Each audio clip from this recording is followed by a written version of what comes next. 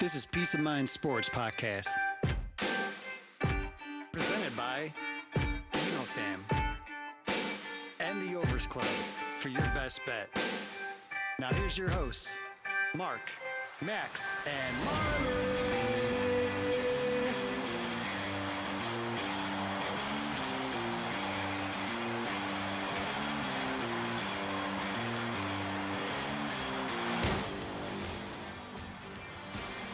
Peace of Mind Sports Podcast coming to you live, NFL Week 6.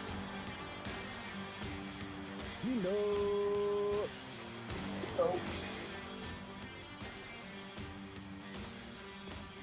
What up, fellas? Yo. You know, Morning. Morning, everybody. My sounds are not working, but we're doing all right. Broncos, Jets, London. Another week of overseas football. Now, it has come to my attention. We've known this probably for a couple years now, but they've all but made it official. They're going to have every team play an overseas game, at least one game every year, which may add another week to everybody's schedule. I would think if they do that, we discussed this in the past, that they would add like a second bye week for teams. Dude. No. No. No. Not another bye week. You don't want that? No. That's another week without football. Another week with Meaningful. football too. What? Another week with football too. No. Not watching my team football. Like, I already had to wait this week. That sucked. Now I have to watch. Now I get to watch them this week. Then we get a turnaround. Especially And when then- you had an early bye week too. Yeah. Super early bye week, dude. Week 5 bye week, that's dog meat. That's not good. We got a bit of a, we need to rest later, not earlier. But we are kind of banged up, so I guess it does help. But anywho, So Max brought something to my attention early in the week that he wanted to discuss about. Obviously, the MLB playoffs are going on right now. I know we don't touch too much on baseball. But Max said something about a potential expansion team joining the What? Major League Baseball.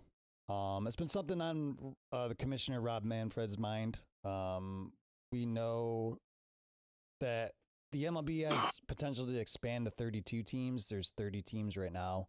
The last two teams to expand were the Tampa Bay Rays and the Arizona Diamondbacks in the 90s.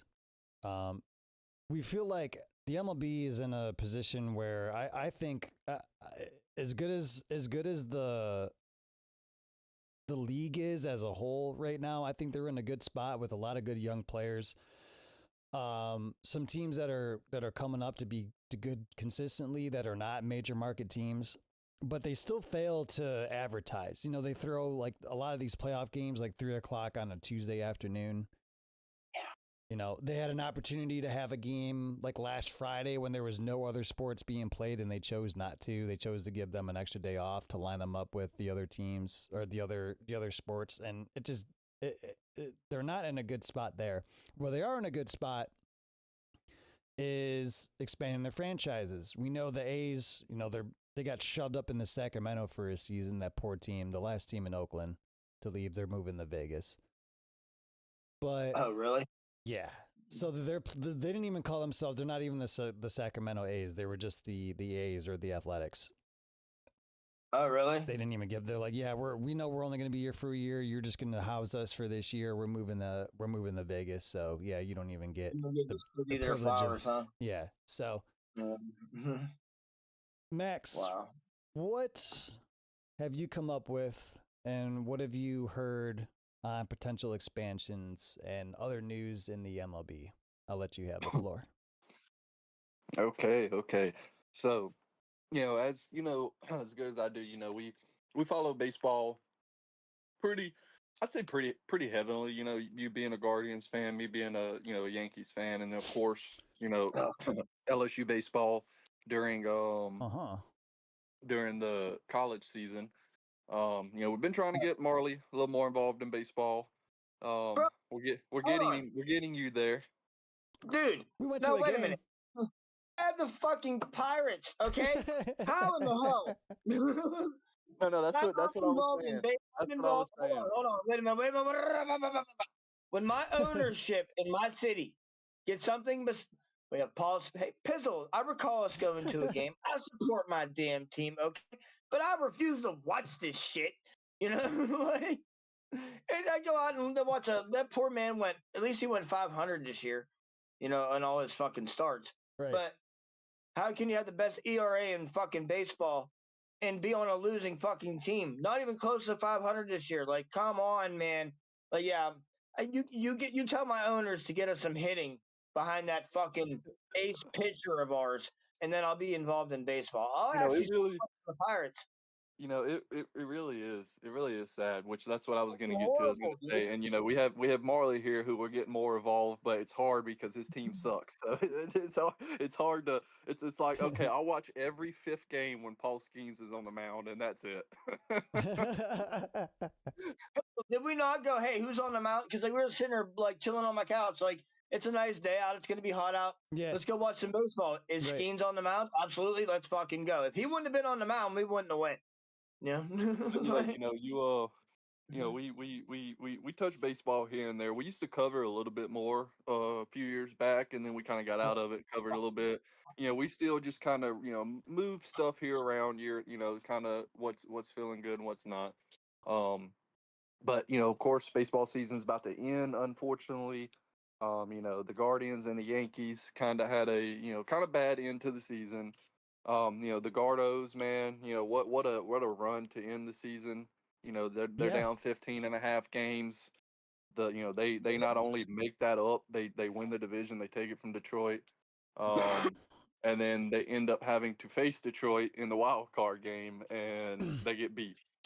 It's kind of I don't know, it's kind of ironic, it's a division game anyways, division rival. You end up, taking them, they blow a huge lead, and then you got to play them right away, and they beat you in a one game winner take all. But those are those are the things that make for great, baseball Absolutely. stories, and they're not being great talked stories, about enough. right?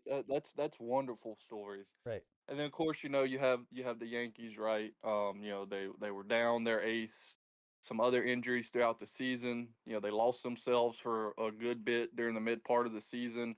They had a resurgence, just kind of like the Guardians towards the end there.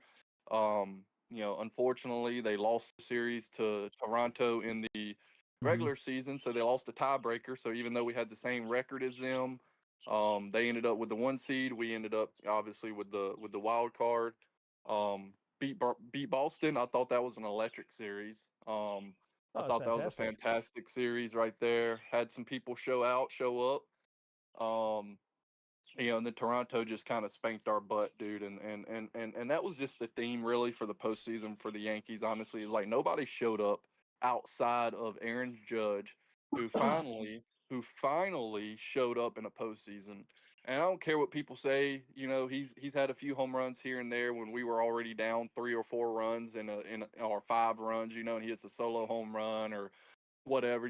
This was the first postseason, like routinely throughout the games and throughout the series in big moments when he came up, he showed up. He, home run or double, whatever it was, like he did it. His fielding has just gotten more awful though. I mean, he cost us in the World Series last year. He cost us against Toronto this year. He went to field a ball, went right through his legs. Dude ended up getting a triple out of it. I mean, it's just there's certain things that needs to be cleaned up as well. Overall, honestly, I think the Yankees just need to make up. I think they just need to be cleaned up. I think we need to make a change, kind of clean house a little bit. Not necessarily clean house, but change some things around. But getting overall to the season, there's always talk, of course. There's always rumors of each league always having an expansion team, right? Like we've been hearing about the NBA going back to Seattle. It feels like since 2015. The NFL, right? And you have these teams all moving around. You have a lot of people. You have a lot of people thinking about, could the NFL expand to get a franchise overseas in London or somewhere like that, right? The NHL too. They just had a team move from Arizona to Utah. Yep, the NHL had a team relocate as well. So I mean, you're starting to see a lot of like relocation, smaller expansion or semi expansions in certain leagues. But the MLB, I really do think there is room to add a team or two there, and they still could be competitive. Now, of course, it would have to take the right ownership group in the right city with the right support and the right game plan, and it would probably take every bit of probably a decade, maybe a little less. Who knows? Depending on how baseball goes. Yeah. You know how sports are.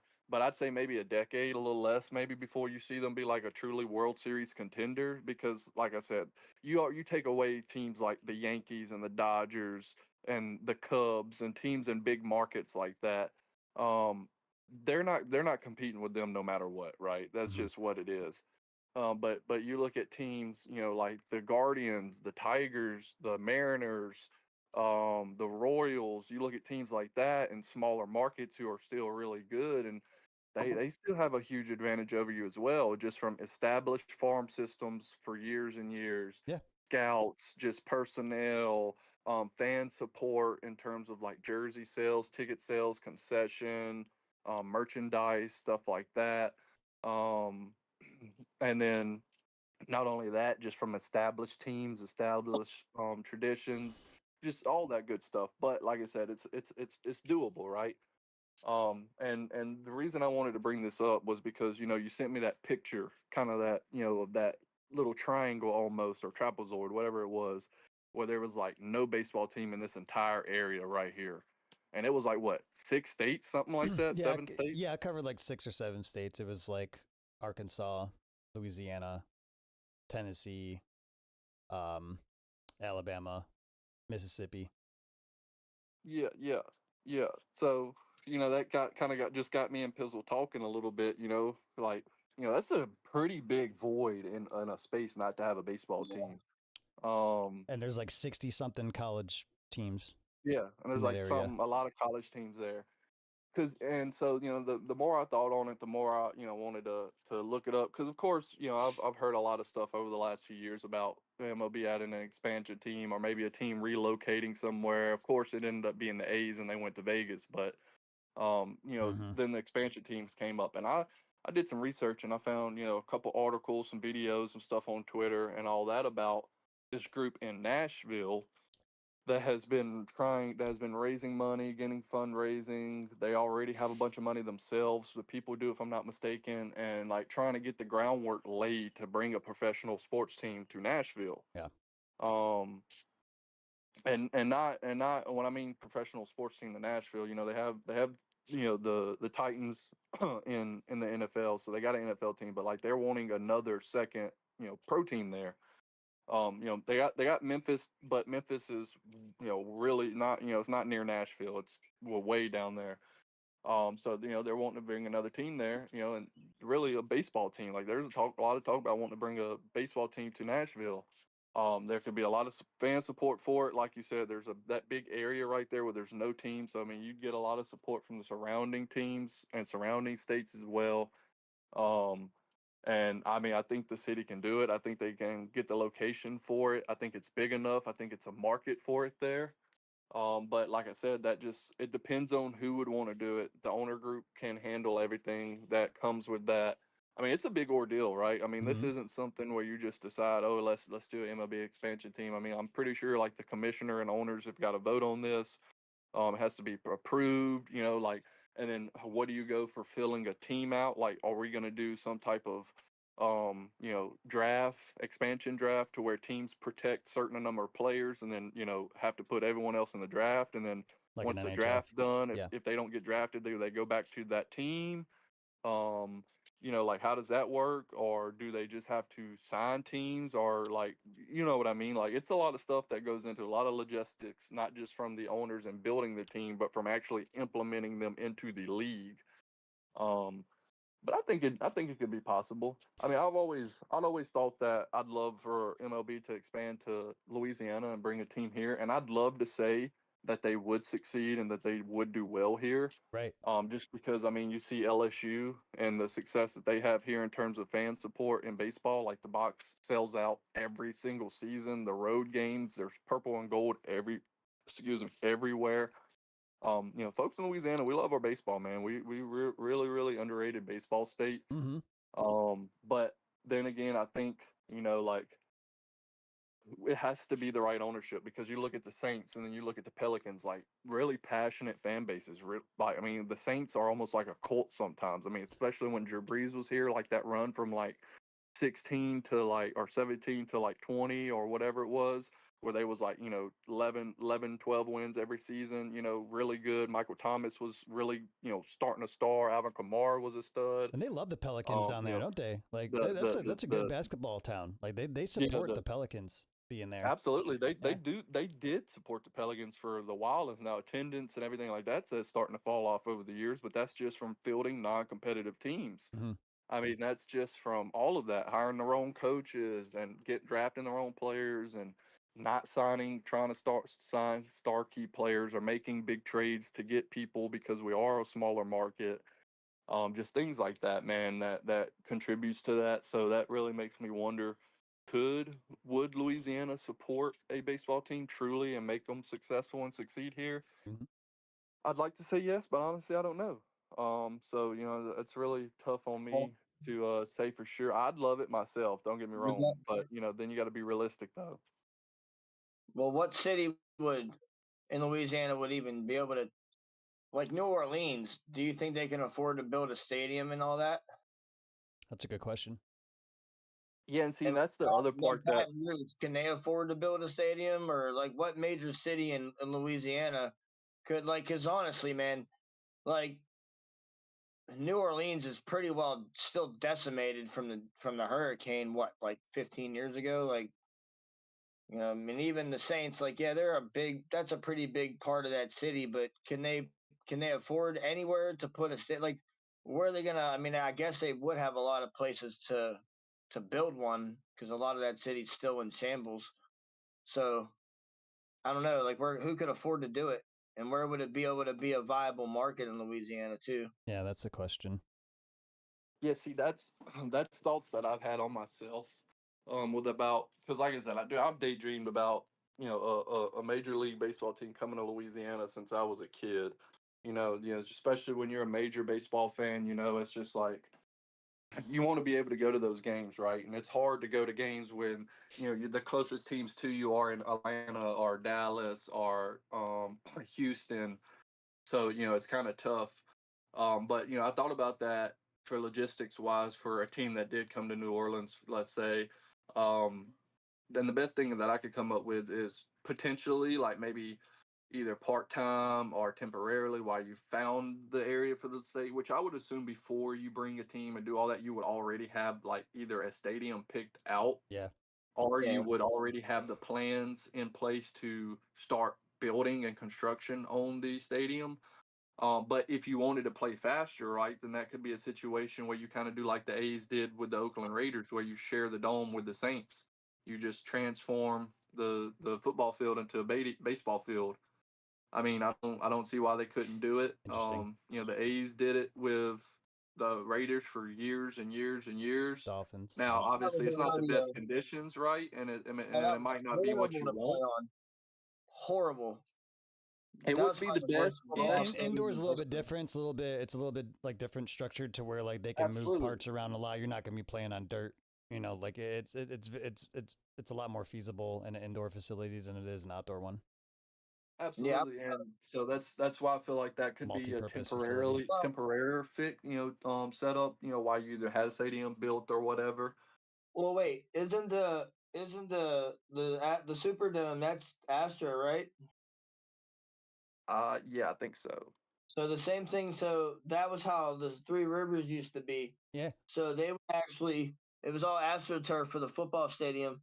So they would move the seats lifted, and they turned and moved around and shit inside that stadium. Yeah, that and was then cool. The football field would disappear, and the football field would appear, but there was no dirt. The dirt from the baseball stadium would be gone. Right.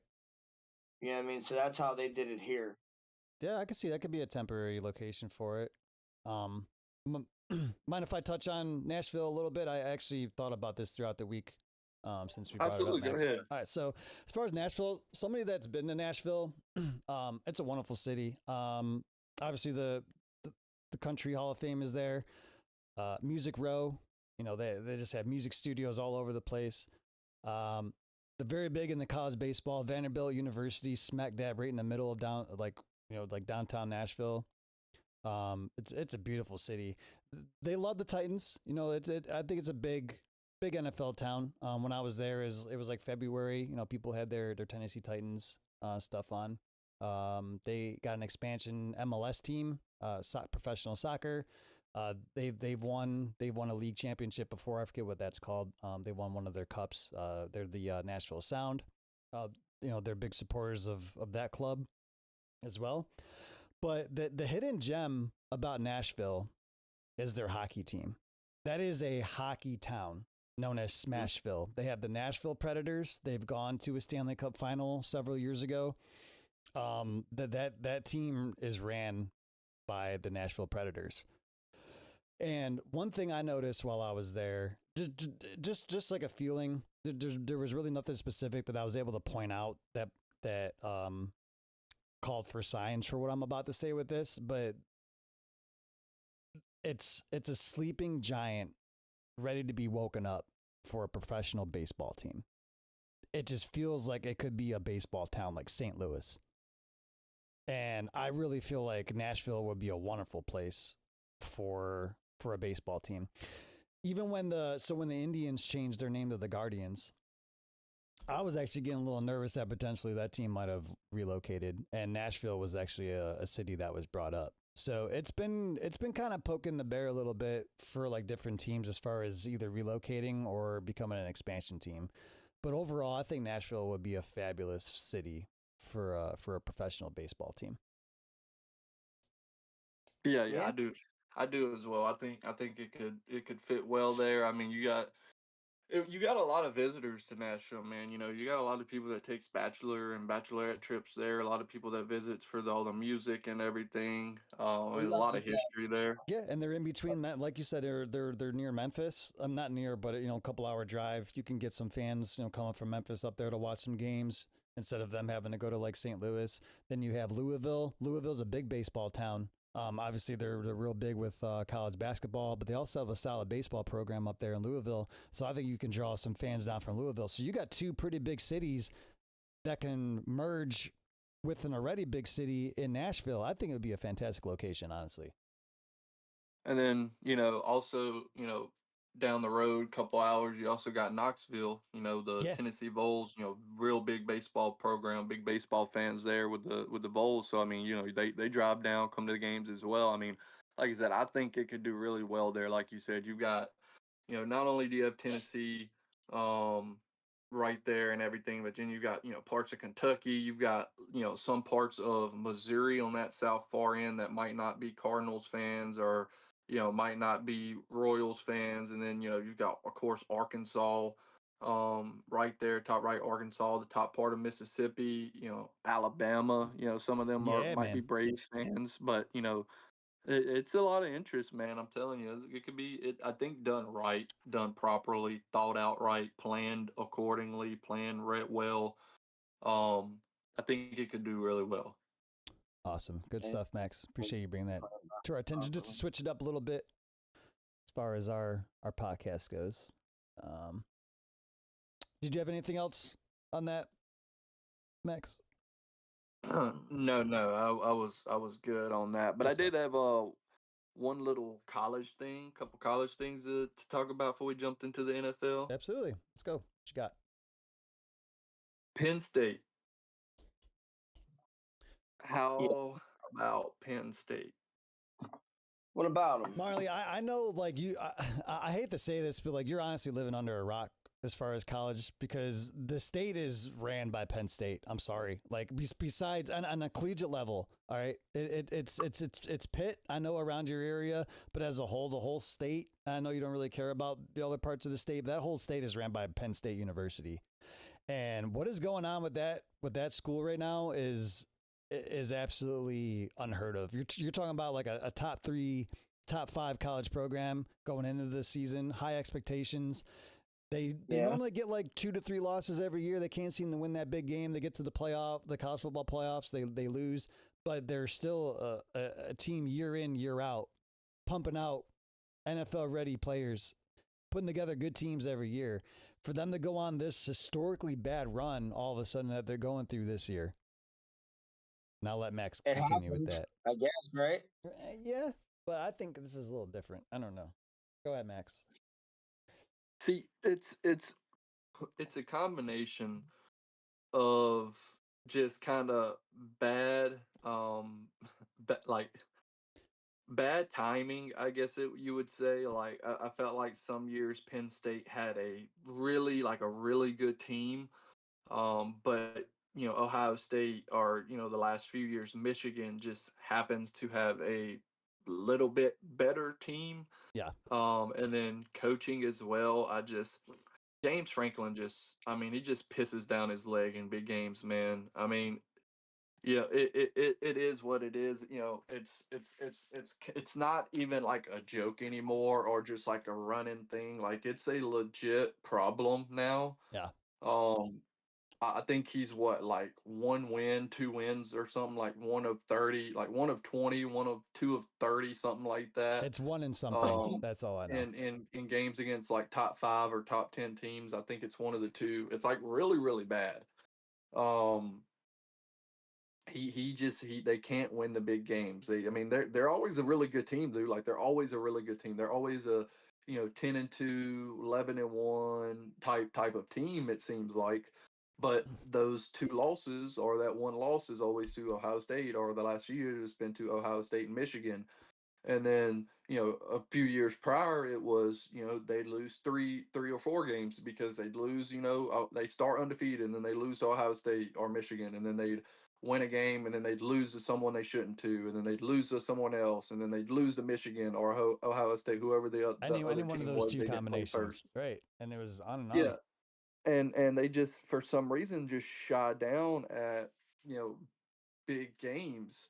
And it's not just like, and it's not from anything other than coaching and the players as well, because it's easy to say all this about James Franklin, it really is, but then you also got to put some of the issues on the players as well. Now, being as it's this bad, it's mostly on the coach and the coaching staff, because you've had so many years to do this and try to win. You can't blame the players, because you've basically had like 3 or 4 graduating classes by now, as long as you've been there. So like you've had the talent, you've had the players. You can't blame all 300 whatever plus total players over the last years that's been through in and out of that program. Right. But I just have a few tidbits that I kind of want to go over before we keep discussing a little farther. So this one is kind of hand in hand with each other, right? Penn State is the first team to lose consecutive games in which it was 20-point favorite in both. 20-point favorites, Marley. I mean, what you want me to do, bro? And then Penn State's James Franklin is the first coach in the last 30 years to lose consecutive games by at least a 20-point favorite. And here's what I want y'all to understand, though, too, Pizzle. Like, this, at least it's not, I won't listen to the fan, because that shit's just trash. Yeah. But, so I listen to the classic rock station, I guess, on the radio in the truck. And it's the Steelers' flagship. They talk sports, don't get me wrong, like, because they're talking about baseball. But the Nittany Lions are not discussed over here, like, probably because they are that shitty. But literally, guys, like, you gotta understand, if you come over here and listen to like local Pittsburgh radio, we give 0 fucks. I mean, unless you're in the casino, like it's Pitt stuff everywhere. It's Pitt. I see Pitt stuff, Pitt Panthers. It's Pitt. It's not Penn State, and I was very surprised by that. It's Pitt and Duquesne, because they're both in the city. I even say I can even make case for Duquesne. It's more Duquesne stuff than I see Penn State stuff. You're not wrong. It depends on where you are, but yeah, you won't see people running around here with that shit on, because, like, I'm fitting to tell y'all, like, yeah, unless you're like uppity around here, because then your ass probably went to Penn State because, I can't go to Pitt. I gotta leave. Fucking, you know what I mean? That's some shit like that, even though Pitt's probably the better school. But anywho, yeah, it's just like they don't exist to us. Like they don't. Like it just doesn't. Like I don't see a single person around here with Penn State Nittany Lions gear on. Like you don't. Like you just don't. Like if you do, it's like, oh wow, where'd you come from? Like they go walk around the city. Pizzle. How many times you see anybody in a fucking Penn State thing when we've been down there? Not, None. like I said, besides the casino, like nowhere. Honestly, None. Yep, not walking around, not normal city folk. no. That you can tell. You know, your ass ain't from here probably then. Yeah, your ass is down here for some dumb shit. You know what I mean? Like, yeah, you wanted to come and watch the big game like us playing Ohio State at the inside the book thing or whatever it is, but yeah. No. Yeah, like Max, like we go out, like I don't know, we go get some Chinese food down the street or something. Like you walk in, you think you'd see like somebody wearing like a Penn State hoodie or something. Like no, like they have like Pitt on, or like Duquesne. Yeah, Pitt or Duquesne or honestly the Steelers. Yeah. Shit, you'll see more Pirate stuff than you will Penn State. Yeah. Damn sure. Yeah. Even It's in the ki- it's off kinda season weird. because we ain't watching that shit. Yeah. Actually, you might even see a little bit more Ohio State stuff than Penn State.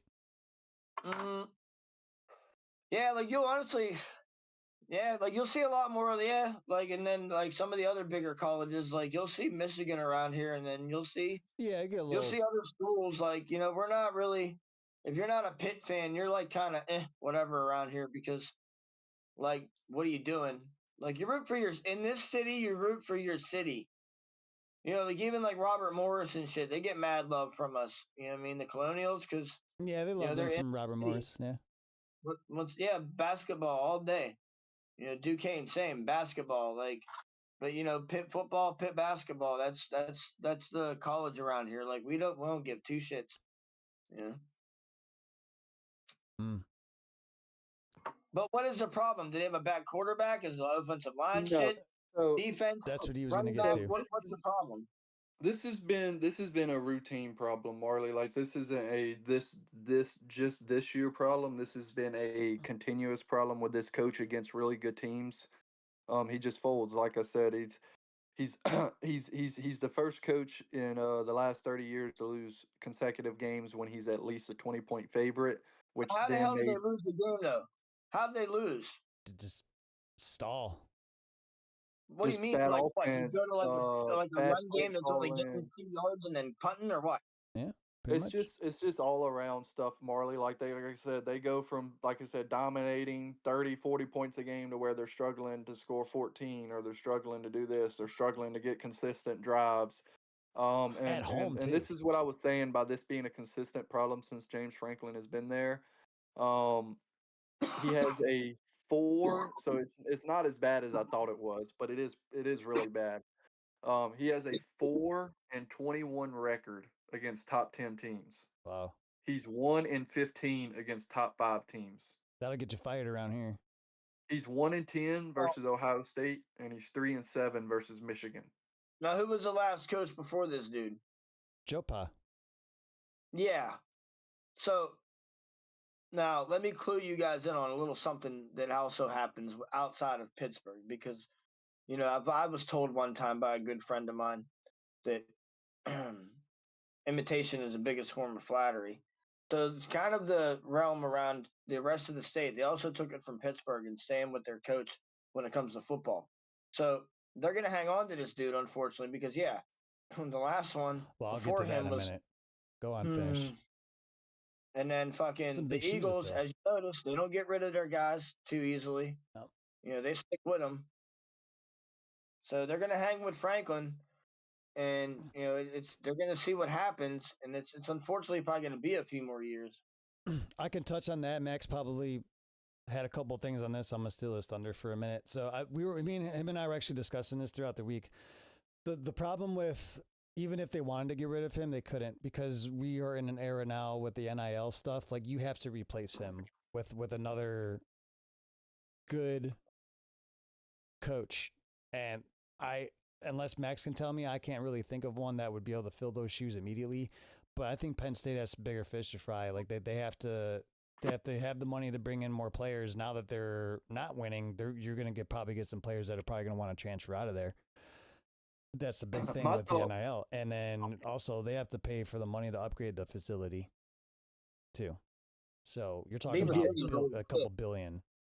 Yeah, I mean, you're not wrong at all, Pizzle. I mean, when you know, this is kind of the same thing with Ryan Day, right before he won the national championship. It Yeah. was the same thing about Les Miles before LSU ended up firing him after we lost to Wisconsin. That year we came up to Lambeau. I think it was 2015, if I'm not mistaken. Or maybe it was an Auburn game. It was one of those two. Yeah, it was the Auburn game. We lost to Wisconsin. That Okay. really heated his seat back up, and then we lost to Auburn, and that was the one that did it. Um, he was a national championship winning coach. Normally 10 wins every year.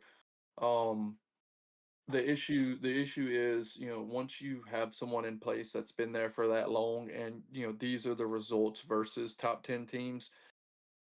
How long do you continue to let that go on? Like I said, he's 4-21 versus top 10 teams. He's 1-15 versus top 5 teams.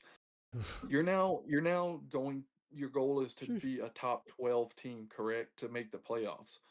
It always is. You've got to beat top 10 teams. You've got to beat top 5 teams during the regular season, and not only that, you're going to have to beat 2 or 3 in the playoffs to win the national championship now. Right. And so you've got to beat 2 to 3 a year now, at least just in the playoffs to do it. So not counting 1 or 2 during the regular season. So let's say 5 total a year is probably what you're going to have to win against top 10, top 5 teams a year to do it. He only has 4 in his entire career at Penn State against top 10 teams, only 1 against top 5. So you're going to try now to ask this man that has 5 total wins versus top 10 teams in his career to win 5 a season? Mm-hmm. That's not going to happen. He's not going to Right. magically just all of a sudden his game plan and his coaching just turns around tremendously and he starts doing much better against those teams. Now, like I said, it's a combination of bad luck for them. Maybe a fumble. Ohio State drops a ball, fumbles, and it goes right back to them, right? Or maybe you get an interception, but you had pass interference or hands to the face call. Or maybe you scored a touchdown, but you had a holding call that brought it back, or whatever. Little game changing moments that happened that got undone that caused you maybe not to lose the game, but definitely not to win it. Could go your way. Maybe something changes. Maybe your record is a little different. But Penn State has had really, really damn good teams. You go look at their talent in the NFL right now. You look at Saquon Barkley. You look at Miles Sanders. You look at Micah Parsons. I mean, they have tremendous players in the league that they have had at the same time in college and just could not live up to the potential. The other big thing about James Franklin, which is going to be a hard pill to swallow if you get rid of him, $48 million buyout. Hoy. Yeah, man. That's right. So not only do They you have can to afford pony that. up Like, here's the 48 thing, though. million, so not That's a only do you drop have in the 28, bucket for 48 these schools. million to him, but then you've got to drop potentially 20, 30, 40 million now on a new coach. Potentially more, honestly. Like if you want to if you're trying to replace him, you don't want to replace him with some unknown offensive coordinator that don't have a lot of experience, right? Like you're going to probably be big game hunting. You're probably going to look for an established head coach somewhere else, maybe either at like a smaller mid-tier school or another bigger school. Or you're going to try to find the best up and coming coordinator at a big school, right? Like the Will Stein of Oregon or the Blake Baker of LSU, the defense coordinator there. Like those are the type of coaches you're going to be looking for. Or maybe you take a big swing at sitting head coach somewhere like a Kurt Cignetti, who's at Indiana, who has lost 4 games or 2 games. He's 18-2, I think, in his first 2 years now at Indiana. He also has 2 top 10 wins in the last 3 weeks. So this season, in the last 3 weeks, Indiana has 2 top 10 wins. That's the same number that James Franklin has in 9 seasons. That's I love Indiana. Indiana is a cool school. He's really turned them around. It's really fun to see them be a good football school. But Indiana isn't a blue blood. Indiana isn't a powerhouse. Indiana isn't a football team that's just all of a sudden gonna become a national brand in football. They're a basketball school. They're always gonna be a basketball school. They can be better in football. Don't get me wrong. I'm not saying they can't, especially if like Kurt Cignetti stays there and just decides to, let's make Indiana, the next big thing. I'm not gonna lie, I got some respect for that team though. That program, they're putting something Oh together yeah, that's like pretty good. And they just went in absolutely, there and beat absolutely, Oregon on the dude. road like that. He's doing a My eyes are fantastic open. job there. I'm not saying I want him to leave, but what I'm saying is, if I'm a Penn State, that's the type of coach I'm looking at. I'm saying, hey, Yeah. look how much you're winning there. Look at what you're doing there. Look at what you did at James Madison and what you did down there in the FCS, and then when y'all moved up to the Sun Belt, and then you came here. Look at all your success. You've never in your life had the resources like you're going to have here at Penn State. You're not going to have the boosters. You're not going to have the stadium. You're not going to have the atmosphere. You're not going to have the support. You're going to be able to bring in players you've never been able to get before because of our brand and our name and our history. Like, that's the type of pitch that you sell someone like that. That's the type of pitch that you make to somebody who's at a school that's having a lot of success. That's how you've got to sell that, because it's not honestly just about the money for a lot of good coaches, right? It's also about fit, and it's also about how much help are you going to give me? How much help are you going to give me in terms of getting boosters together and getting funding? What are you going to do in terms of helping me have a good allocation for my coaching pool so that I can bring in my guys in terms of coordinators and assistants and player personnel and things like that? What are you going to do to make sure we stay up there in NIL funding so I can compete with the Ohio States and the Michigans of the world, and things like that? I don't know. Like I said, it's the same situation kind of, where LSU was at one point with Les Miles, and then obviously he wasn't there as long after he won the national championship, but I mean, we fired Ed Ogeron, like 2-3 years after he won the national championship because of mostly some off the field stuff, but also because of the on field product. Um, and then you look at Ohio State, right? Like, if I truly believe if they didn't have that rebound towards the second half of the season and won the national championship, Ryan Day was probably going to get fired. That changed a lot. Um, I'm not gonna lie. um, You're right. like 100%, like it's like people has done seem like memory has forgotten and everything like that. But true college football fans and people that watch it and pay attention to like the whole scope of college football, not just necessarily their team just on Saturdays. Ryan Day's seat was so hot, like it was on fire actually whenever y'all lost to Michigan. Yep. And it was like if we have a chance to go on and get the playoffs, but if we don't and we stumble again, like I remember seeing all the reports, all the fans, all the tweets, the comments on posts, Yeah, me talking to you. He was gone. Like if y'all lost another game and stumbled and didn't make it back to the playoffs, like he was out of there. And then y'all fucking surged, brought back, won the national title, and you haven't heard anything about his seat being hot since. Yeah. By the way, And I don't think Ohio you, State and I don't think you rolling will. I don't this think you year. will for a couple years, honestly. Again, unless Yeah, we'll y'all see. have another 2-year stretch where you lose to Michigan and maybe don't make the playoffs, which now it's kind of harder for y'all, being as if you lose one game you can still make it because it's 12 teams. See, I'm keeping an eye on what goes on with these coordinators because I know Hartline's eventually going to go. And then Matt Patricia, like, how the hell did we get that guy to be a coordinator for Ohio State? Like, that's insane. But like I said, that's where we get back to the Penn State thing, to where if you're Penn State, you're asking yourself, do we think we can find someone that maybe not a better coach right away, right? Like he might not have the initial, you may not go undefeated and win the national championship the first year. But do you think we need to make a change, and are we willing to pony up $48 million to make that change? And because that's the same question Texas A&M had to ask when they paid like $44 million or whatever it was to buy out Jimbo Fisher and fire him. Hell, if I'm not mistaken, I'm pretty sure Ed Ogeron's buyout at LSU was like north of 20 million itself as well, which was a lot at that time. Yeah. So I mean, that's where you've got to make that decision, but you do got to make a change. I'm sorry, like James Franklin will rebound. He is a really good coach. He has a really good resume. He will find another Division I, probably big school head coaching job if he wants it immediately. Yeah, I could see like if Wisconsin fires like Luke Fickell, because that's not really working out there. I could see him going to like to like a Wisconsin, not really like one of the sexier schools right now, but a team that he could help. But But you need to find that next coach, and I think they're going to do it. Honestly, like I said, you've now seen Michigan and Ohio State win a national championship in your conference.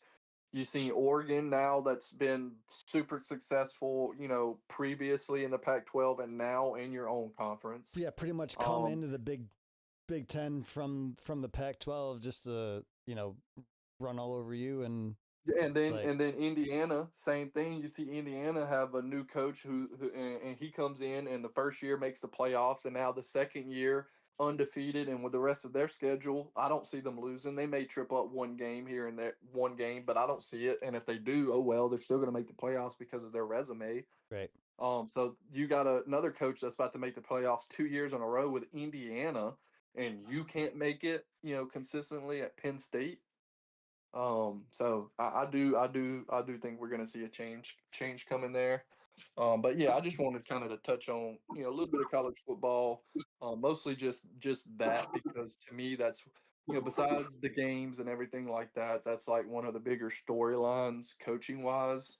I just kind of wanted to stamp and bring up real quick just because, like I said, it's almost kind of like the Iowa offense and special teams tidbits and jokes, we've done over the last few years because it's just like it happens so frequently and so often that it is funny, but eventually it's just like, Yeah, all that's all right, good. We won't. eventually like you've got to make a change, right? Obviously, we do have NFL stuff to get to, but it's not going to be as lengthy as like last week. So that's why we have the time, for college today. I know Marley kind of sitting there twiddling his thumbs, but this is some stuff that I feel like is about that time to discuss now that we're week 7, week 8 in the college football season too. So keep it rolling, Max. What you got? Oh, I mean that's that's pretty much it on a lot of the news stuff. I can do some recaps real quick just of a few of the games. Um, and I won't do like all of them. I'll just do like the top 25 games, some of the bigger games of the season. South Florida I'm pretty sure this was Friday night game. They were 5-1, ranked number 24, going up against North Texas, who was 5-0 at the time. Um, that was a really good game at first, and then South Carolina and their talent just pulled away. They ended up winning 63-36. Mm-hmm. Really good Friday game. And then Saturday, we'll run through the roundup. Florida State, who started the year super hot, went from like unranked to like number 8, I think, or 9 or something at one point after beating Alabama, has now lost like 3 straight games. They lost to Pittsburgh 34-31 this past weekend to upset them. Pittsburgh now moves to 4-2 on the season. Um, Florida State drops to 3-3. In a battle of top SEC teams, um, number 8, 5-1 Alabama went up against undefeated 5-0 number 14 Missouri, and won that game by 3, 27-24. Missouri put up a fight. It was a damn good game for a while. They just couldn't capitalize on some mistakes and couldn't really run away with it. Alabama ends up putting them away. Um, and then a game that kind of really shocked me, which there was a lot of games, I'm not gonna lie, this weekend that shocked me, but this one really did. This did not go the way I thought it was. I did think Ohio State was going to win, but I thought this was going to be a much better game. I thought Illinois was going to cover. Undefeated, number 1 ranked reigning national champion Ohio State beats number 17, 5-1 at the time, Illinois 34-16. Ohio State improves to 6-0. Illinois drops to 5-2 and sees their playoff hopes steadily dropping. Um, another surprise, almost upset in the SEC. Number 4 undefeated Ole Miss barely beat Washington State 24-21.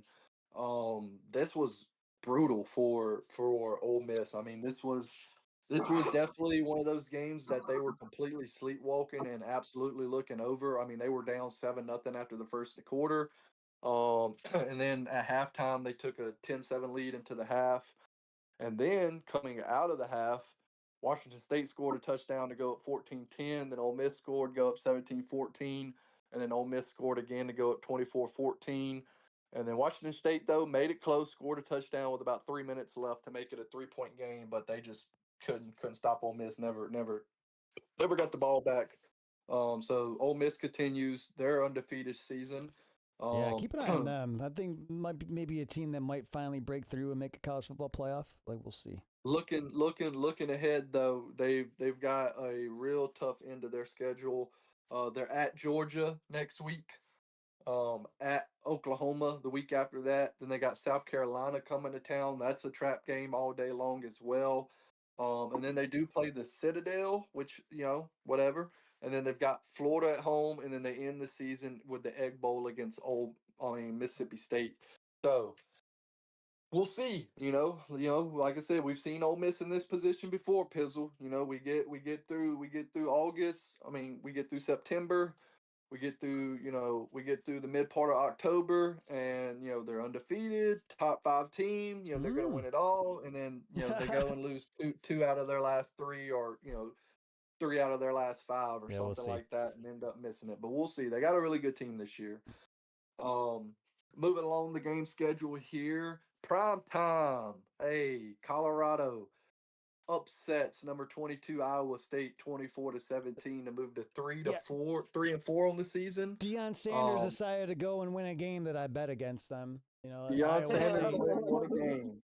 So Colorado upsets Iowa State, like I said, 24-17. Iowa State, who was number 22, drops to 5-2 on the year. You have to imagine that drops them out of the rankings there.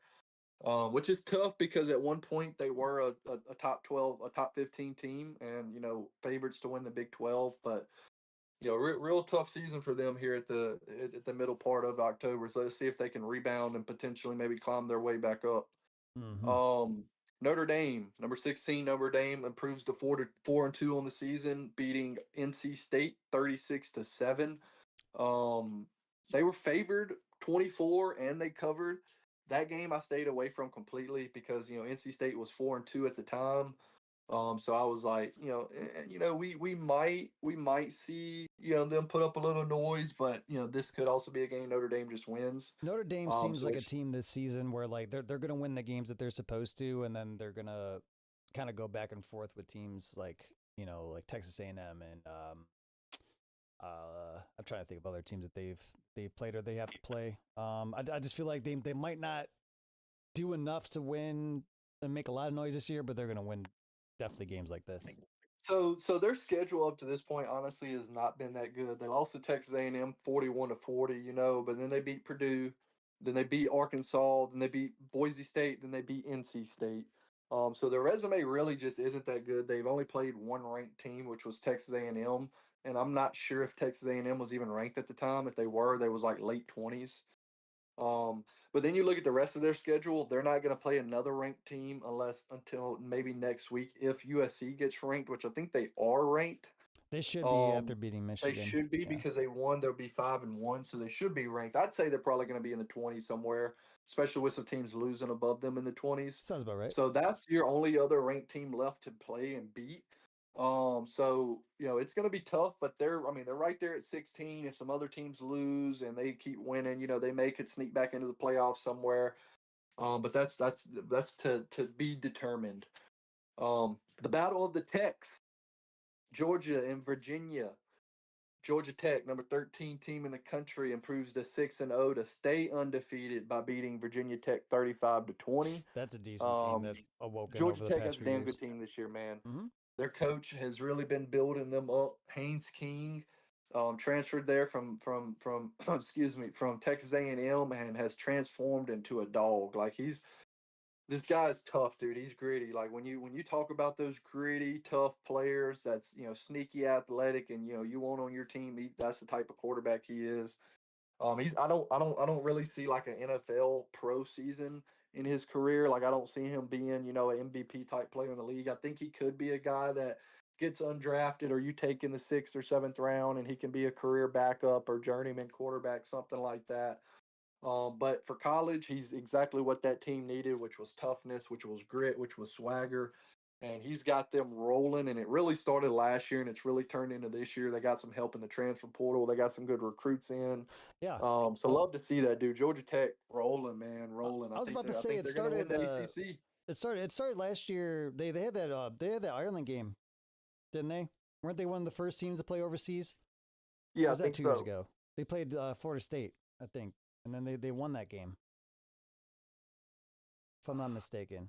That was like kind of like the start of their kind of turnaround. Yeah, I'll have to double check that, Yeah. but I think so as well, if I'm not mistaken.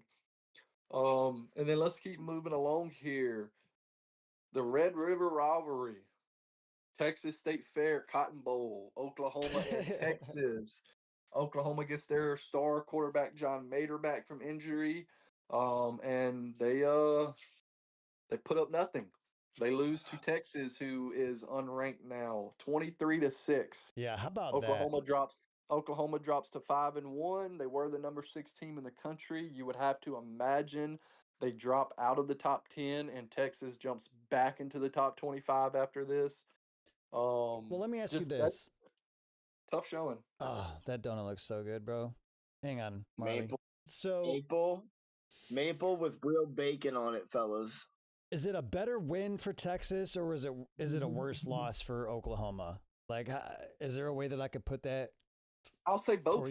Yeah, I'll say both. And the reason I'll say both is because, okay, John Mater, for example, right? Let's look at his stats leading up to this game, right? First game of the season, 30 of 37, 81% completion percentage, 392 yards, 3 touchdowns, 1 interception, averaged about 10.5 yards pass. He had 7 carries, 24 yards, and a touchdown. Second game, 270 yards, touchdown, interception. And then he had 76 yards rushing and 2 more touchdowns. He averaged about 8 yards a throw. Third game, 282 yards, 1 touchdown, 1 interception, averaged about 8 yards a throw, had 63 yards on the ground and another touchdown. His game against Auburn, the game I think he got hurt in towards the end or afterwards. 271 yards, about 8 yards a throw, 1 touchdown, no interception, and he had 30 yards on the ground and another touchdown. Right? Mm-hmm.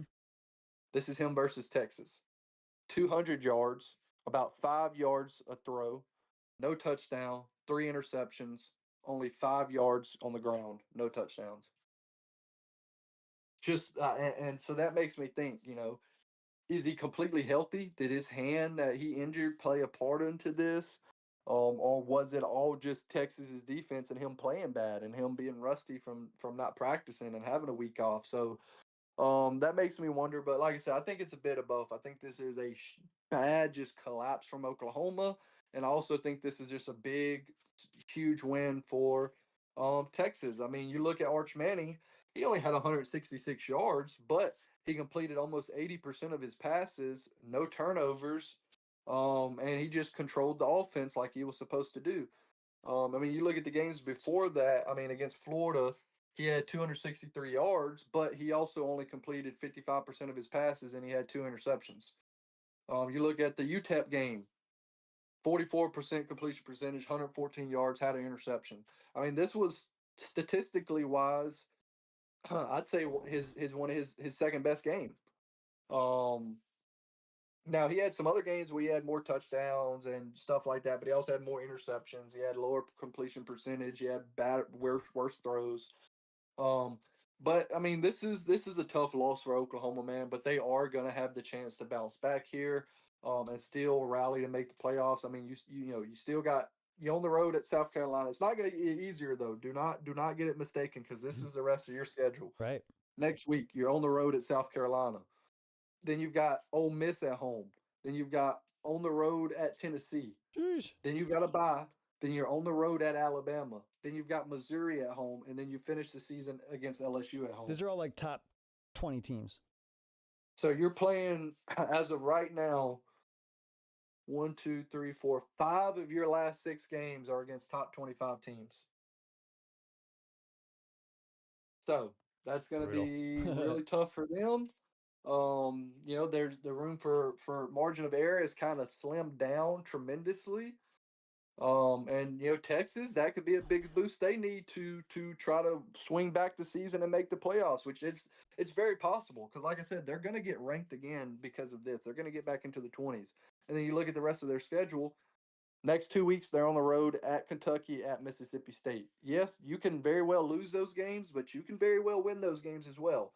And then your last 4 games, 3 of them are against currently ranked teams: versus Vanderbilt, at Georgia, versus Arkansas, versus Texas A&M. Those there, boom, right there. Those are your 3 games right there to win and then win out and make the college football playoffs. Because you win one more, you lose one more game, you're out. Like it's a there's That's how it unless goes. you That's are how a it should go. 3-loss team and your 3 losses are to top 10 teams by 1 score on the road and you beat the shit out of everyone else, I don't see a 3-loss team making the playoffs ever. Just because there's so many teams now and there's going to be so many teams that have a chance to go undefeated or only lose 1 game or 2 games at most. You know what I mean? So it's going to be tough, but we'll see. Let's just keep moving along here real quick so we can finish this up and get on to the NFL. Real quick, Max, game update. Halftime, Broncos lead the Jets 10-6. Justin Fields 5 for 7 for 17 yards passing. What about Bo Nix? He's like 15 to 20, 150 yards and a touchdown. I don't know how I feel about Justin Fields. We'll get to that when we get to the NFL. I have a good little story, little tidbits on him. Biggest game of the weekend, I would say, honestly, in my opinion, number 3, 5-0 Oregon versus number 7, 5-0 Indiana. Yeah. Indiana goes on the road and upsets Oregon 30-20 to hand them their first loss of the season. Indiana was a 7-point dog in this game. In Eugene. And they win by 10. 20 points was the lowest amount of points that Oregon has scored at home since 2022. Really? Yes. That was a tough game for them, man. That was a really tough game for them. It's a big game for Indiana. Indiana, dude, like I said, Kurt Cignetti, bro, he's on fire right now, dude. I mean, he's backing it up. Second top 10 win this season. They beat, now obviously Illinois is probably not going to be ranked anymore because of the dropping the games they've dropped now and they're falling.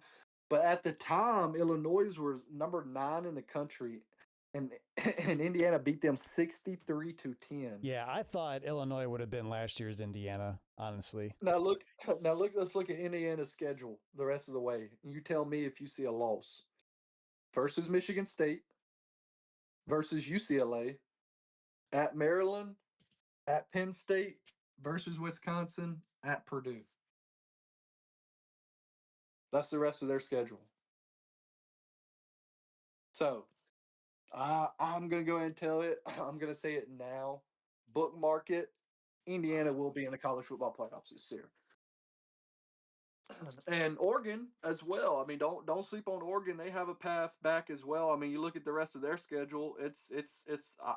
I'm never going to say cupcakes, right? Just because it's college football. It's a football. You got to play the games. Anything can happen. But really, USC is like the worst game left on their schedule. You've got at Rutgers versus Wisconsin, at Iowa versus Minnesota versus USC, at Washington.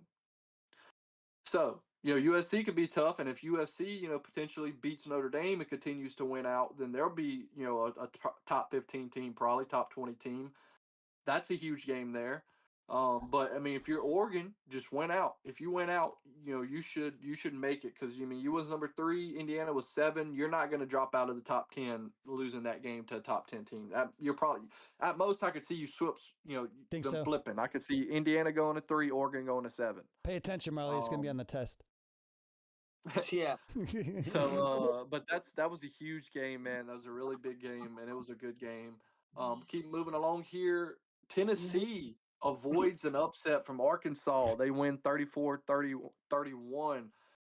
Rick Pitino, in his debut as the head coach of Arkansas on an interim basis, goes on the road and almost upsets Tennessee and Rocky Top, man. It's a really good game. Taylor Green, dude, this quarterback for Auburn, he's just, if you don't know his name, learn it. I'm telling you, this dude is electric, man. This kid in a few years is going to be, I say kid, I mean he's a senior, but he's gonna be one of those guys that is gonna get to the league as an undrafted rookie, and he's gonna wow a lot of people. I'm telling you, he's phenomenal. And now, like I said, he could absolutely fizzle out and disappear.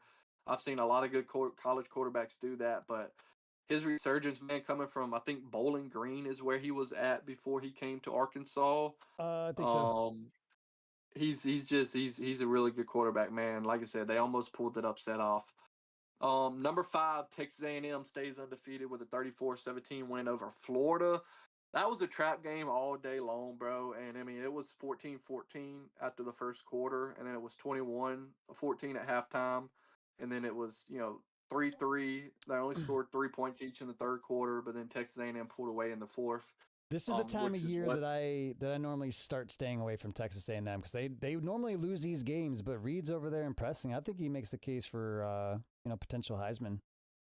They've got a phenomenal season so far, man. But like you said, they're for the most part, they're finally starting to hit a lot of the meat and potato of their schedule. They got Arkansas on the road next week, and then after that, they're on the road at LSU, Ooh. and then after that, they're on the road at Missouri. So your next 3 games are all road games. Spoiler for so, the next couple of weeks when Texas A&M plays LSU, bet the over. Just take the over. Well, you'd say that, but honestly, the LSU unders has been kind of cashing at a pretty big rate. Something to this look out for season. too. Okay. But past that, you've got South Carolina at home, so again another tough game. But then you got Samford, and then you got at Texas on the road to end your season.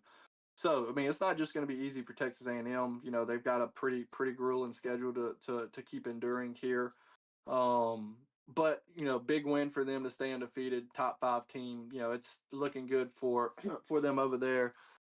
USC upsets number 15 Michigan, 31-13 to move to 5-1 on the year. Bryce Underwood. Hey, Lincoln Riley, man, how about him? He's quietly getting USC, building them back up to a pretty solid team. Now, granted, their schedule up to this point, hasn't been the toughest. I mean, they play Missouri State, Georgia Southern, Purdue. They lost to Illinois. Is Purdue still in the Big Ten? 34-32. Purdue is in the Big Ten. I know. So let's keep moving along. Georgia beats Auburn 20-10. There's a lot of people saying that Auburn was robbed this game. They had a play at the goal line where their player crossed the goal line and then fumbled the ball. Georgia recovered it. They called it a fumble and let Georgia keep it. And then they reviewed it and it stayed the same way. I thought honestly he clearly broke the goal line, and under my expression is once the ball crosses the goal line, it doesn't matter if you fumble it or not, that it's a touchdown. But as soon as he crossed the goal line, I mean it was a bang play in real time. I bet. But checking the replay back, I mean you can clearly see he's across the goal line, and then the ball kind of gets hit out like 0.0 seconds after that.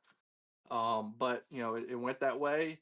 There was also a weird time where Kirby called a timeout and they granted it to him, and he was out of timeouts and they was going to get a penalty for that. Well, then he convinced the refs that he was clapping and saying, "Hey, I was trying to tell y'all that Auburn's clapping. They can't clap. They can't do that. Yada yada." And then they took the penalty away.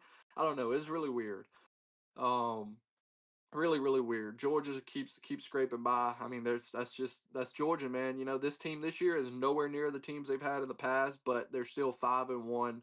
I still see them being potential playoff team this year. I mean, you look at their schedule the rest of the way. It's not going to be easy either. I mean, you've got Ole Miss next week. Ooh. You got Ole Miss next week. Ooh. Then you got a bye. Then you go on the road 2 weeks in a row at Florida, at Mississippi State. And then you've got Texas at home. Then you've got Charlotte, and then you're on the road at Georgia Tech to end the season. I'll tell you what. I think whoever wins the game next week, Ole Miss and Georgia, I think will go to the playoff. I can see that as well. Okay, I'll put it this way: whoever loses that game won't go to the playoff. Yep. That's. I mean, I agree with you honestly. Like it could go either way. Texas Tech, number 9, Texas Tech stays undefeated, moves to 6-0, blowing out Kansas 42-17. Yeah. Texas Tech was favored 14. Was favored 14 in this game, covered easily. The over was 58.5. That hit easily. What do you think of that team? They're quietly good. Texas Tech, yeah, they're in the top 10. I think they're a pretty decent team.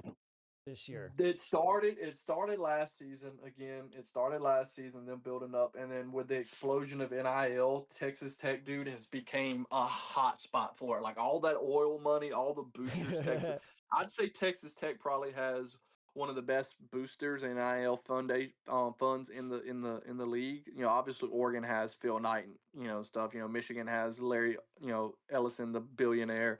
Yeah, Texas has Ellison. money, A&M has money, but Texas Tech has got a lot of money too, dude. So does SMU. All them Texas teams do. Texas Tech, got 5-star receiver Micah Hudson. I know he's transferred now, but they got him. Then they got a 5-star defensive end that committed. They just got I think 2027, I think if I'm not mistaken, #1 defensive tackle or defensive end committed as well. They Like haven't had a wide #5 receiver player in the like that. country or whatever. They haven't had a wide receiver like that since like Michael Crabtree. Yeah. You know? So like they're steadily building a good team there. And Joe, I think their head coach, he's really building that team as well. And like I said, there's a lot of talk about that coach getting some offers elsewhere. But again, like I said, he's getting a heck of a lot of support there, NIL wise, funding wise. He's getting players, he's developing them. Why not stay there? I mean, you can make the playoffs now pretty much at most schools with the 12-team expanded playoffs. If you get the teams, you get the players. With transfer portal now, you can get the players. I mean, it's going to be real easy. Well, not easy, but it's a lot better now. You don't have to jump ship to ship or look at job to job. Kansas drops to 4-3 on the year. Tough year for them, man. They brought back their quarterback Jalen Daniels. Yeah, injuries who, though. Yeah, he played phenomenal. He played phenomenal. 81% of his passes he completed, almost 230 yards, 2 touchdowns, no picks. I think he's a fun quarterback to watch too. Their head coach, he's a good head coach, man. I think last year, he was really talked about on the seat of getting a big job somewhere else and all that, and he chose to stay at Kansas. Yeah, they peaked last year. Yeah. Yeah. So we'll see, man. We'll see if they peaked last year, and if that was kind of, I ain't gonna say fluke, but kind of a outlier. Yeah. But 3 losses Ceiling. already through 6 weeks. 7 weeks is kind of tough to swallow, especially when you got tough games remaining. Moving along, staying on the West Coast, you got number 18 BYU moving to 6-0, beating 4-1 Arizona 33-27. In double overtime. That was a very, very fun game. I got to catch some of that game. BYU was up 14-7 into the first quarter, and then you had Arizona that scored 10 in the second quarter to take a 17-14 lead at halftime. It stayed like that throughout the entire third quarter, and then the fourth quarter, BYU scored 10 to Arizona 7 to make it a tie game, and then they both go into overtime. They both kick a field goal, and then BYU goes and scores a touchdown in the second overtime to win the game. Arizona drops to 4-2. That's another program, man. That's kind of climbed up the last few years and staying pretty consistent. They're solid. For sure. So that was a really, really fun game. And then one of the last games we're gonna go over today, one of the last 2 games we're gonna go over today is 5-1 Utah, or now 5-1 Utah, unranked Utah blows out number 21 Arizona State 42-10. Utah was favored 10.5 points or 9.5 points in this game, but I was not expecting this. They damn near covered the over themselves. The over was 43.5. They won 42-10. I think if Sam Levitt played in this game, it would be a little bit of a different story. Jordan Tyson's down there balling. But I think Utah's still consistently one of the top 18, top 20 college football programs. Oh, absolutely. Utah's program as a whole is good, dude. The culture there has been in place for years now. The coaching, the everything, the team culture. I mean, you know what you're getting out of there. And I agree with you. I think if Sam Levitt would have played this, probably would have been a little bit of a different game as well. Arizona State now, drops to 4-2 on the season, probably going to drop out of the rankings. Utah, that's another team that now you're going to see jump into the rankings. USC, again, another team that's probably going to jump into the rankings. Texas, probably going to jump into the rankings. So, Pittsburgh probably going to jump into the rankings. So you've got some teams there that's going to jump into it. Utah, like I said, just keeps on going, man. That team there, that program, like you said, they're consistently a top 15, top 20 team in the country. That program, I'd say, regardless if they're ranked or not, is a top 20 program in the country. But team has down years. It happens. Mm-hmm. Last game of the season, we're gonna cover number 11, 4-1, now 5-1. LSU beats 3-2, now 3-3 South Carolina 20-10. I mean, it was hard to watch, dude. I mean, like most LSU games has been this season, the offense is just terrible. It's stagnant. Um, we have to have a few plays here and there to really pull away in this game. I mean, the defense that's the only reason we're still really winning. Garrett Nussmeier just looks awful. He's playing awful. The whole entire offense is playing awful. We did see some shining lights, though. We did see a few good things, but overall, it's still pretty bleak offensively. I mean, we're gonna stay probably, around. Sorry about All that. good. We're probably gonna stay around. I'd imagine the 11, 10, 11, 12 area ranked wise. I personally don't think we deserve it. I think we need to be a little farther back, honestly, and just my mind. Um, we've got to have more offensively because if we don't, we're not gonna win anything, dude. I mean, you look at the rest of our schedule; it's not easy. We got Texas. We got at Vanderbilt next week versus Ooh. Texas A&M. Then Ooh. we've got a bye. Then we play at Alabama. Then Arkansas. Then Western Kentucky. Then at Oklahoma to end the season. Um, we, there's really no room for error, man. We're right here on the teeter, on the edge of playoff or not playoff. We've already got a loss. We lose one more, yeah, we may stay ranked, like we may stay a top 20 team, but would we be able to climb back up and make the playoffs? I think we could. We still have a couple good ranked teams and ranked games that, certain things fall certain ways. We could find ourselves back maybe, at 11 or 12 or 10 or somewhere around there, but it's going to be really hard. But we've got to see improvements, man. We've got to see it. Brian Kelly he's not been able to make the right hires consistently. He's at a The first time crossroads right now. around, he made the right offensive coordinator hire, made a absolutely terrible defensive hire, probably the worst defensive coordinator in LSU history, up there arguably with Bo Pelini. Um, and then this time go around, hired the right defense coordinator, promoted the wrong offense coordinator, made the right move there. I mean the wrong move there. And it's just he hasn't consistently been able to do it. He's been making a lot of excuses. He's been kind of pointing fingers, and I don't know, dude. His kind of salesman pitch is running thin here in the boot, Yep. and the Louisiana folks ain't really buying it no more. So he's got his nut up, put up, man. He's talked a lot of shit. He said a lot of things, man, and he's ain't really been backing it up too good. So we're gonna make him because we're paying him north of $10 million a year. Yeah. So he's gotta produce. There's we're LSU, man. We look at ourselves like if Ohio State, if Alabama, if Georgia, if Oregon can consistently be top 10, 10, 11 wins, make the playoffs every year. Why can't we? We have, I mean, let's be honest, honestly, depending on every other school, we have the best setup in terms of getting recruits. Like Louisiana produces some of the best athletes in the country and in the world. I mean, you go look in the NFL on a per capita basis, we put the most players in the NFL on a per capita basis.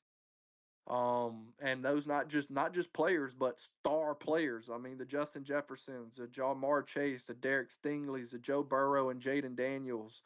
I mean, you look at these guys, the Odell Beckham Jr.'s, the Jarvis Landry's.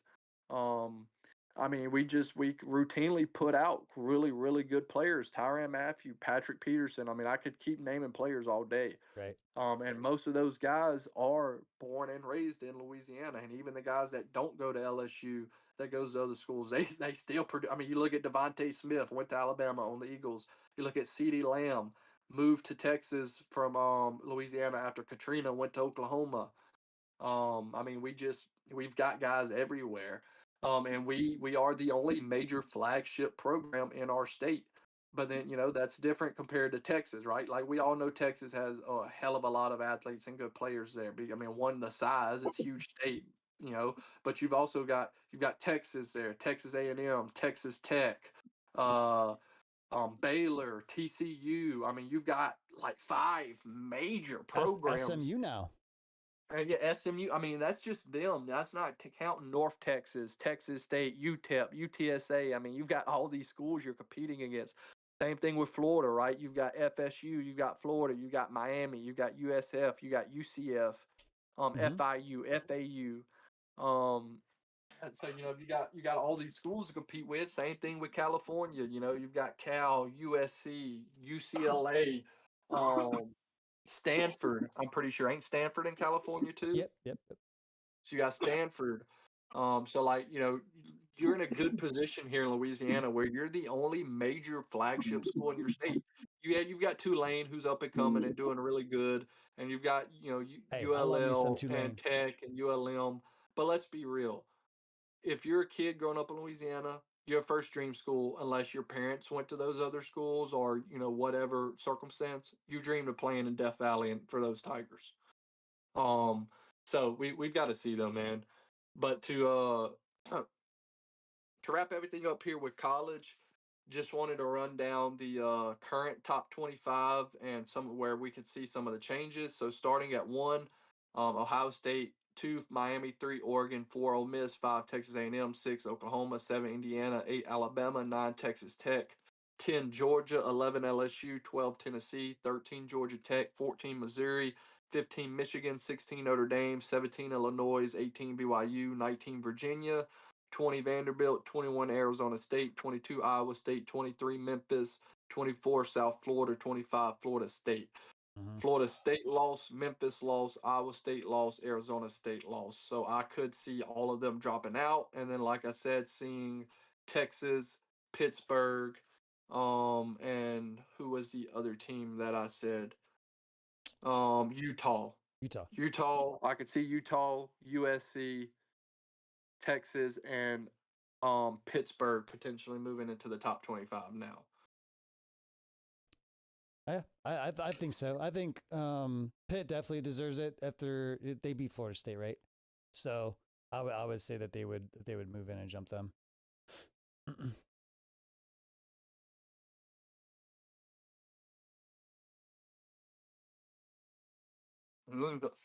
That is all I got in college.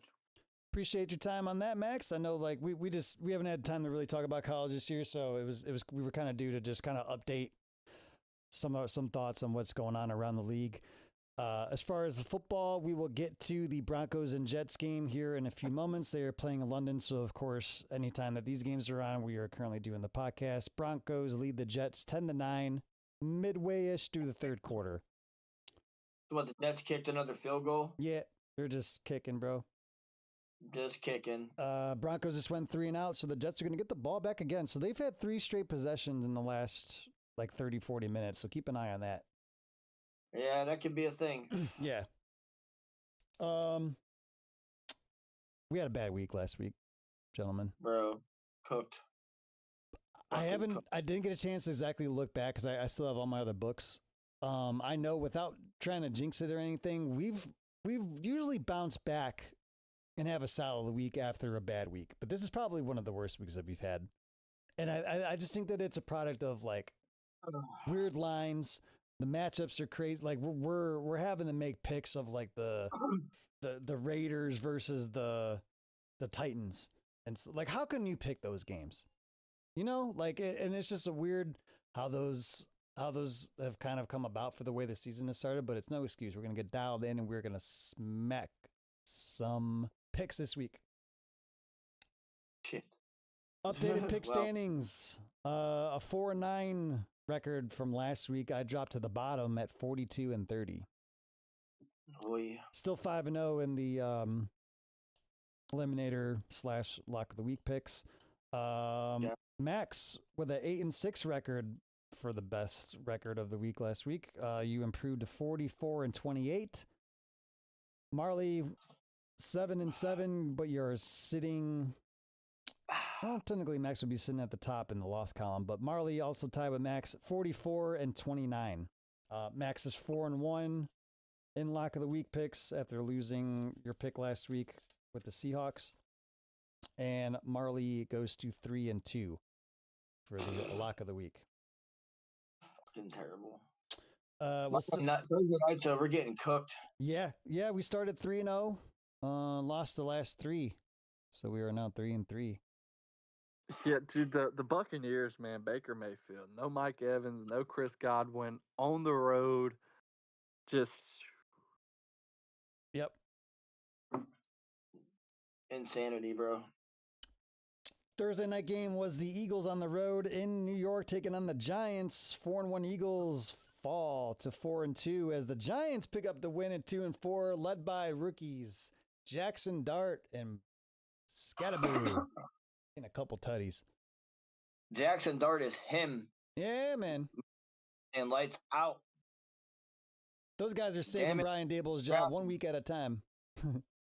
Yeah, I mean, he's doing what he's doing out there with his Anakin Skywalker face paint and shit. But I mean, the kid's got plays. He stepped up in the pocket. I was actually like, I watched the first half of this game. I think it was pretty damn good. It was entertaining, but like I fell asleep. It was 34-17, so I don't know when that exactly was, but that was the final. Whenever I've seen it in the morning. So all in all, I really think that if Jackson Dart if they can get something together down there, that kid's an athlete. Yeah. Just worry about once they get a little film on him, but he can move. He stepped up in the pocket a couple times, and I was like, "Oh my, that kid's got plays! Like, let's go!" And he actually he did not only just step out of the pocket like that, but he also connected with the receiver. He made some big throws. That 180-yard catch or whatever that was pretty nice. Yeah. So that's the way she goes. Eagles fall to 4-2, and like I said, the Giants improved to 2-4. That just shows too that the Eagles are human. Yeah. Just like the Chiefs. Just like last season, man. Like they lose a couple games, they start the firing squad, and AJ Brown, Devonta Smith are unhappy, all this and that and a third, and they'll be all right. Well, they got their balls last week. They got their balls. They did their thing. We all took the Eagles though, so we take the L on that one. Yeah. And the tush push, bro. Come on, man. They ran it 4 times in a row, bro. Yep. Learn how to stop. Learn how to stop. All 4 times But they're jumping off sides every fucking time. They're starting early, dude. That it's not only dangerous, bro, but they're not calling it consistently. They're not calling the false starts at all. So they need to either call the play correctly and throw flags, or ban it, dude. Just straight up, just ban it. It's not football, dog. It's not. Nobody wants to see that shit. Nobody wants to see Jalen Hurts get pushed 4 plays in a row into the end zone. I promise you, not even the fucking Eagles fans. Yes, give the they ball to score a Saquon touchdown. They're Barkley. happy, cool, but that's not football, bro. No, I get it. That play sucks. It needs to be banned, and it's gonna get banned. I promise you. It almost got banned this year from just the Packers being the random team that's like, hey, let's do it. And we needed a few more votes. I promise you. And the next owner's leading and it brings up, it's going to get banned. Rightfully so. And when we see that play get banned, you're going to see the Eagles fall off. What helps? They are push merchants, bro. Push merchants. What helps keeps it alive is you got freaking teams like the Bills who try to run it and don't get it. And then they're like, oh, see, like it can't be stopped. But like. Well, the thing is, when you have the best offense now, I know obviously, this year they had some change up, but let's go the last 2 years prior to that. When you have the best offensive line in the league, who's all like 6'3", 6'4", 6'5", 300 pounds, and then you have a quarterback who squats 600 pounds, and you're at the 1 or 2 yard line. Pizzle, what's my favorite? The thing is, it would be different if they ran it every now and then, like most people run quarterback sneaks. It's one of those 4th and 1, 3rd and inches, goal line, 4th and inches type plays where you're, want to have it, got to have it type things. I see what you mean. And the Eagles took it and turned it into a every down thing. 2nd and 1, fuck it, tush push. 3rd and 3, fuck it, tush push. Oh, we're at the 6 yard line in the red zone. Let's just run tush push 4 fucking plays in a row. 2nd and 4. Yeah. And the thing is, like I said, not only that, but their offensive lineman jumps offside every time. Like they start early every single. Like you slow mo and see it every single time, and there's no flags flown. But as soon as somebody jumps off sides on a pass play for some other team or on a run play for some other team, Oh, 10 flags. then it's 10 flags every single time. Everybody and their mama saw a flag. Even the guy in the booths are like, man, they should have threw a flag. Like, but you don't see nothing with the Eagles, bro. And I'm fucking sick and tired of it. And I'm happy they lost. I'm glad. Honestly, I'm happy to take the L on my pick this week to see them lose because of that. And because, like I said, I'm tired of seeing that shit, bro. I'm tired of people acting like Jalen Hurts is a top 5 quarterback in the league. The dude is not, bro. He is a solid quarterback. He is a Super Bowl winning quarterback. He is a very good quarterback. He is a good quarterback, but he's not one of the best quarterbacks in the league. He's not better than Lamar. He's not better than Joe Burrow. He's not better than Patrick Mahomes. He's not, excuse me, he's not better than Josh Allen. He's not better than Matthew Stafford. Bold statements out here today. Bold. To be honest, he's not better than Jordan Love. Bold. I don't even think he's better than Carson Wentz right now. Like, Oh, I'm being honest with you. shit. No, he's better than Carson I was Wentz. just talking Let's be shit. real. Let's be I was real. just Let's be talking real. shit. Let's be real I here. was He's better. He's talking better than shit. Carson Wentz. But man, it's just Nothing I'm makes not a y'all fan really- of the tush push, dude. Like I said, I think it's dangerous. I think all the false starts. But hey, how about the Giants, man? Like you said, Jackson Dart, no Malik Neighbors, goes out there almost 200 yards season. passing, 8 yards of pass, Money. almost 60 yards. Bro, that was a receiver that got called up from the practice squad that weekend to come in there. That big ass like 6'4" dude that threw it. man. Like, man, come out balling, bro. Because they were playing together. They were playing together in training camp because they were both on the practice squad. So them dudes had chem. And no one realized, no one thought, not even us, didn't we look into the depth chart and say, okay, maybe they might have something right here. And that boy come out and said, guess what? I know last week kind of shit the bed, but we're gonna win today. Yeah. How about did y'all see the videos of Brian Daboll whenever Jackson Dart got hurt there at the end of the game? Russell Wilson had to Watching come that shit, in, bro, he's freaking out. and he dude's running to the tent, checking in on Dart, sticking his head in there, and then he's yelling at the team doctor and shit like that. Like he's like, oh my god, Russell Wilson went in for 2 plays, threw one incomplete pass and got booed off the field. Fucking, he was clearly like, I have never seen in my entire life of watching NFL, clearly seen a coach visibly upset that he had to put a player in. He was not fucking happy that Russell Wilson had to go in for that set of downs right there. Because they honestly, what they do, they fucking punted after that because he couldn't do shit. Right. Like, literally, he was like, yeah, fucking stalled my drive because this kid got his bell rung. You know, he did get a little fucked up. He ran pretty hard, but What's Are you able to bring up like videos, like tweets on the podcast? Tweets, yes, but I'm gonna have to. Yeah. You know, sometimes you see it automatically update, and you know. What do you want? What do you want me to look at? I was gonna say that I was gonna resend that video to you of Brian Daboll going off on the team doctor on the sideline trying to get Dart in. It's hilarious. I think we can. Screaming, Yeah, I could do that. He's screaming, bro. Oh, so I saw the. I wish it was mic'd up. So you sent this one. Are you talking about Garrett Wilson, or are you talking about Brian Daboll? Because I got the Garrett Wilson one too. I just resent it to you individually. Okay. The Brian Daboll one. All right, I got you. Oh, no sound. We don't want sound. Yeah, we don't want copyrighted here. Let's see if I can make this bigger. This shit's funny though. He was mad, bro. Mad. Like, Russell Wilson's gonna get traded. There's no fucking way they keep him now. He got so disrespected that night. Like, booed off the field by the fans. The coach is out there pissing down his own leg because he's got to put this guy in. He's yelling at his agent or something. Like, what is he yelling at? No, that's a team doctor, dude. Oh, that's right. Yeah, it's one of the team personnel, medical personnel. That's probably like the independent concussion guy or some shit. Like, yo, motherfucker. That's good stuff. Yep. Yeah, I just thought it was hilarious.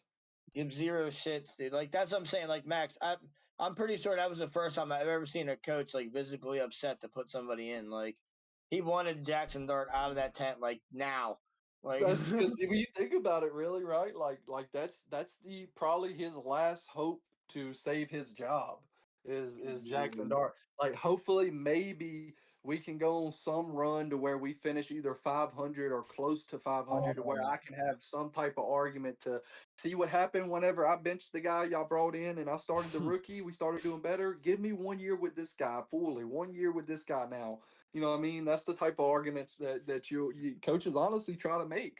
I mean, because he knows as good as everyone else does. It hasn't been going well there the last few years.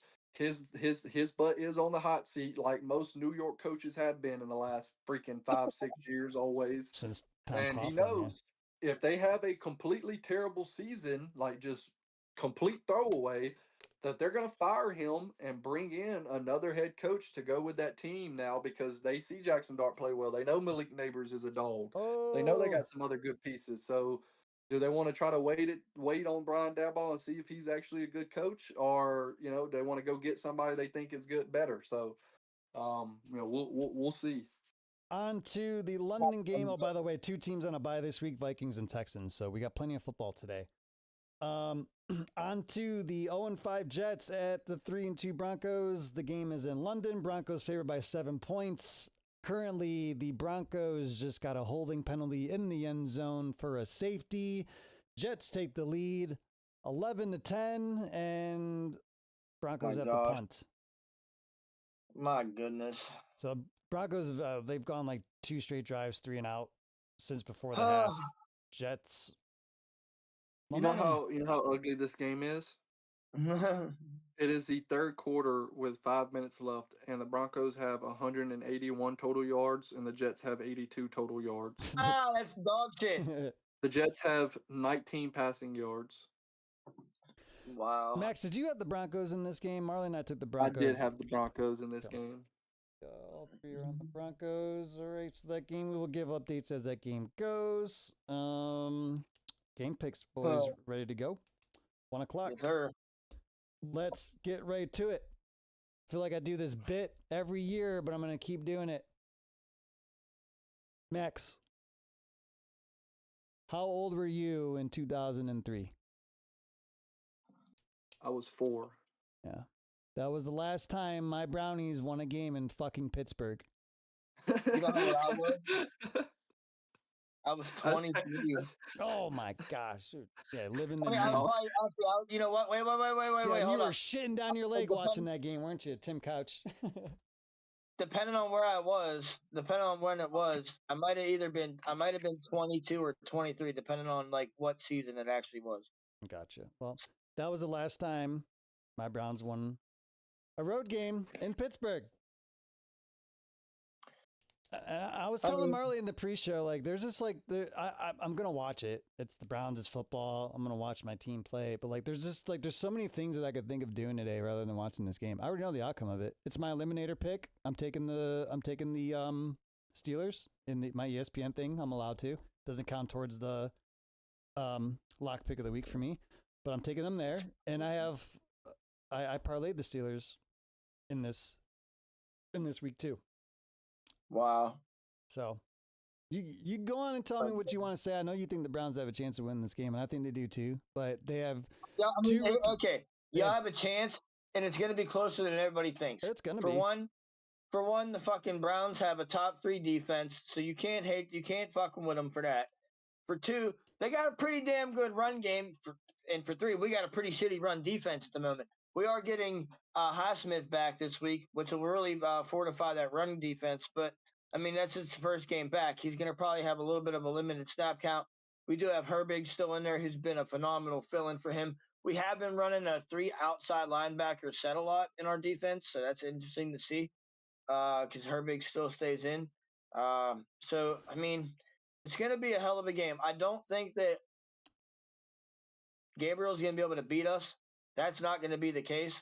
I think it really boils down to whether or not our offensive line can keep Aaron Rodgers upright during, and not just get him pummeled by that defense. Like it's got to be He's been the fastest quarterback in the league right now to get the ball out, like 1.2 seconds or some shit like that. So he's getting the ball out quickly. He's got to stay on that. But we also got to stretch his defense out. We got to keep you guys honest. We got to get you to back off the line of scrimmage just a little bit. Yeah. And, really, and then you guys got, you guys, honestly, I know it's not that big of a deal. I know you said it was a lateral trade, but Newsome, he's out of your defense now. This guy's coming in. They're just going to probably tell him, hey, go cover him. Yeah, they play man defense a lot anyways. That's what he's better suited for. Newsome was supposed to be the second cornerback, and then we drafted Martin Emerson. So, like, Newsome was kind of struggling to find his way into the nickel. So that's why I think it was a lateral move, just to brush up on that.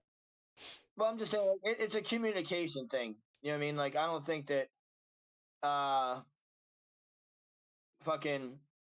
don't think that, maybe like this guy might have a little problem when they call it defense, but I think he's just going to be told anyway, like, hey, you go cover, we don't have Calvin Austin today. That's a big thing. His shoulder's still hurt. Yeah. We get Jalen Warren back, but I mean, we're still, I don't know. It's going to be a better game than everybody thinks. Everybody's like, oh, no one's in the cities talking about kicking your asses. Like, of course we're going to win. You know what I mean? Like that's the talk, of course it's always the talk, but at the end of the day, like I said, you guys have a top 3 defense. You guys are not letting teams blow you out. You beat the Packers. You've been in every game you've been in. So, I mean, yeah. Good AFC North division rivalry. You got to love to see it, because I really wish you would have done what you said this morning before the pre-show. Max, I almost grabbed my keys and hit the road, man. I'm not gonna lie. Yeah, we could have went to this, bro. We could have done it live on location from the Browns game and Steelers. Let's go. Well, maybe if the records were closer, it might have been a chance. But I'll go ahead and lead with this. So I forgot to say the lines too. Steelers favored 5.5.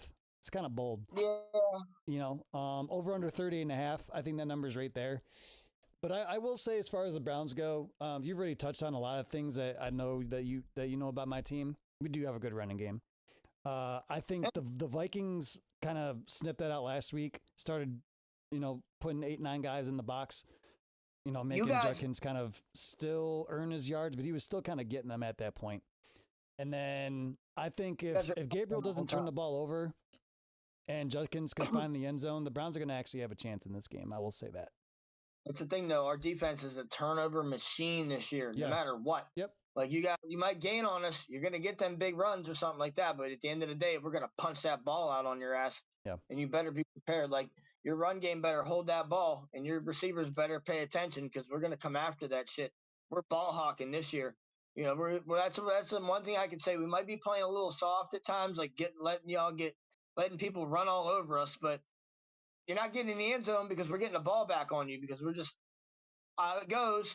So yeah, good game. No, I can't wait. Pizzle, like I said, I'll take it easy on you today, as I usually don't. But all love, baby. Good old AFC North division rivalry.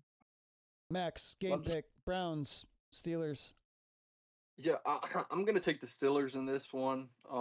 They're at home. And, like I said, Brown's second ever start for Dylan Gabriel. Still got some things to figure out over there. But, I mean, when you look at this, right, this is 2 of the worst offenses in the league this year. In terms of most statistics, the Browns are the 31st team in the league in points scored per game. Now, the Steelers are 16th, but, their points per game isn't that much better than most of other teams. Points allowed per game, they're very similar. 24.5, 24.6 for the Browns, 24.5 for the Steelers, 21st and 22nd team respectively. And I think a lot of reason of that is because of the offenses being so bad that the defenses are on the field so more, so they're getting overworked. Now, interception wise and sacks wise, they're both tied for 5th in the league in sacks. They both have 14 sacks each. Interceptions, the Steelers have 5 and they're 6th in the NFL. The Browns have 2 and they're 20th in the NFL. But like I said, offensively, this is where you start. Offensively, forced fumbles for recovery, though. We're knocking that ball out. Yeah. I don't see that right now. That's just not on the screen, but I do know they got a good bit of turnovers as well. I wish they would just make a turnover statistic as well. Yeah.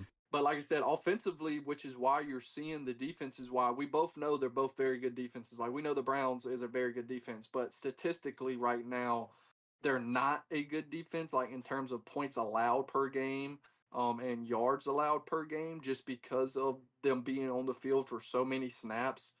Um, Yeah, kind of like and like I Miles said, last year. Yeah. because you look at the Browns, right? They and these are some of their games. They allowed 17 points, then they allowed 41, then they only allow 10, then they allow 34, and then they allow 21. Obviously the two outliers, Detroit and Baltimore, they scored 41 and 34. Now those are two really good offenses. Lamar was still playing then. I mean, like I said, two really good offenses, but because your offense couldn't get anything going. Your defense is on the field for more snaps. They're getting tired. They're getting wore down. It's hard to stop an elite offense, anyways, much less when you're constantly on the field. But like I said, when you get into the offensive statistics of these teams, they're pretty much identical. Yards per game, the Steelers is 30th in the league. The Browns is 27th. Pass yards per game, the Steelers are 28th. The Browns are 24th. Rush yards per game, the Steelers are 31st. The Browns are 25th. Each team is averaging less than 100 yards per game on the ground. Time of possession. This is where the Browns have a bigger lead than the Steelers. The Browns are 12th in the NFL in times of possession. The Steelers are 32nd. They're the worst team in the NFL in time of possession. Which is wild. The Browns' time of possession comes from their first drive because Stefanski is a masterclass at setting up the first drive for the Browns, and then after that, it's a mixed bag. So I can see why they would be. And then third down average in that. efficiency as well on offense. The Browns 34.2%, which is 29th in the NFL. Yeah, The terrible. Steelers 38.6%, which is 21st in the NFL. So we get into third down. I think Okay. this is a really good game for both defenses to try to get some momentum back, try to get some rhythm back. Because like I said, you look at the Steelers on the other hand, you look at their games, right? They allow 10 points, then they allow 32, then they allow 31, then they allow 14, and then they allow 21. So not the typical Steelers either, right? 2 games allowing 30 plus. The Browns had 2 games allowing 30 plus. And like I said, most of that's just from the defense being on the field. A lot of those games, a lot of drives, a lot of snaps. So I think this is going to be a game where you're going to see both defenses be able to make some moves, have some advantage because, like I said, they're going up against 2 of the worst offenses in the league. But I also could see this as, it's a division game. This is always a hard fought game, no matter what the records are. I'd kind of like the under in this game myself, to be honest with you. I do think this is going to be one of those traditional knockdown, skull fights, street fights that we see in the AFC North. I think this is going to be one of those whatever team scores probably 21 wins. Yeah, I was going to say I that. could see this being 21. like a 21-14 or a 14-7 game, honestly. I see that. But I am going to take the Steelers here, like I said, because they are at home. The Browns are starting a rookie quarterback. This is on the road. Rodgers is, I know he's not the Rodgers he was in the past, but he's still Aaron Rodgers. His arm is still good. His ability to read the defenses is still there. And like Marley was saying, if this offensive line could keep him upright, he can still sling that thing with the best of them, man. You can see it in his throws. You can see it in his arm. You can see it in practice. I mean, the guy still has that cannon of arm. He still has the ability to sling it 20, 30 times a game and be successful doing it. It's just you don't want a 40-year-old quarterback having to throw it 30 times a game, right? Like he can. It's not that he can't, but you want that running game going good to where you can have play action off of it. You can run some of those RPOs, which Rodgers likes to do. He's a very good play action quarterback, one of the best in the league. It's just hard to do play action when your run game sucks. So no one believes you're going to run it because you're terrible at it. So they know you're going to throw it. I wanted to mention this too. Aaron Rodgers, this is like a historical number, like close to what Ben used to do. He leads the league in time of snap to release the ball. It's like 2.5 seconds average. Like that's what Ben used to do. Just get that ball out to the receivers, let them do the work. Yep. And that's going to be that's going to be a big factor in today's game. Absolutely. Like I said, I'm just very it's Miles Garrett, dude. Because I mean, y'all know I've been sending the graphs over the last couple weeks and everything about highest graded defenders and the charts and rates against pressure and double teams and things like Miles Garrett. Truly like him. Micah Parsons is up there this year with him as well. He's having a phenomenal season. Miles Garrett's 101, dude. He's a freak. Like he's every bit of whatever money you spend the guy because he's just unstoppable. I mean, even through double teams, hell, even through some triple teams. I mean, the guy's just getting to the quarterback. He does his job. He's there in run fits. Like he's all around a top 5 player in the NFL. He's phenomenal. And then you got TJ Watt on the other side of it, who, when healthy, when playing his best ball, is a top 5, top 10 player in the NFL as well. He's getting a little older. He's like I said, he's a little banged up, but I mean, he's still TJ Watt. You look at him, he's still separating a good bit in the charts as well. It's just the double teams seem to kind of be getting to him a little more this year than they have in the past. But like I said, he's still a phenomenal player. He's gonna tackle in a good game. Give me the Steelers at home though in a low scoring game. I don't want to hear that. Like, you see the? I don't know if anybody. I forget which game it was against, but literally right in front of the ref, live on TV. Like they had it free. Like it was literally captured in the screen. Literally just grabbed the hold of TJ and just held the shit out of him. They all do that, no bro. One it's bullshit. No, yeah, it's stupid. It's dumb. And you know what? That's another thing. The kicker. And like I'm sure the same thing happens to Myles Garrett. But like I can literally, like, so this week, so today, if your game is on at 1 o'clock, Max, I want you to watch our game if you can, and I want you to watch Myles Garrett and TJ Watt today together. Now I'm saying we gonna play a little cleaner. I think we're not gonna hold the shit out of each other, but it sucks because like I'm sure he will. They both will get held, and you'll see the blatant fucking holds that don't get called on these two. Right. And that's why TJ, like I'm saying, like if you watch TJ's film for the whole fucking season and just focus on him, his ass is getting grabbed, man, like a thick booty in a strip club. You know what I mean? Like shit, son. Yeah, that's same thing with Micah Parsons, dude. Micah Parsons is, which I heard for years from Cowboys fans and just around the league, that Micah Parsons doesn't get a lot of holding calls against him. But now seeing it every Sunday, Micah Parsons gets held like every other play and never gets called. Like they be like this and shit, just grabbing a titty. Like, yo, what good, bro? With that shit. They'll do it all game, right? And then they get frustrated. Like it's disgusting. And like the same thing goes with Myles Garrett, because if not, these guys would have so many more sacks. These quarterbacks would be getting fucking annihilated by these guys. Just changing games out here.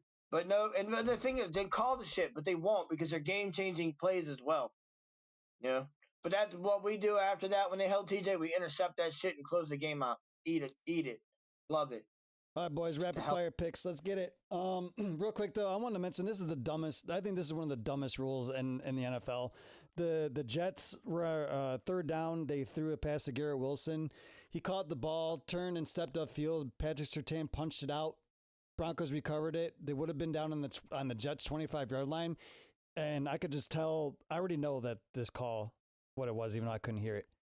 Since Garrett Wilson didn't make a football move, they call it an incomplete pass. It's bullshit. What? He caught the ball, he turned upfield, he took 2 steps. And then it's like, he didn't make a football move. Like, what do you mean? So the Jets got to keep the ball, but then the next play, Field got sacked for the 100th time, and they punt the ball. Score still 11-10? 11-10, start of the fourth quarter. Oh, my God, dude. What a boring-ass game. And then they flop. Yep, the Jets are punting the ball away. While we're on the show, I live bet the under. It was like 41.5. I live bet the under. I put 2 units on that shit. I'd say there ain't that's just 41.5, bro. Yep. Game picks. Moving on. 3-2 Chargers favorite 3.5 points on the road, taking on the 1-4 Dolphins over under 43.5. Max, is Mike McDaniel? He's gonna get canned, isn't he? Dude, is this it? I think it is, man. Yeah. I mean, they're in a very tough spot, dude.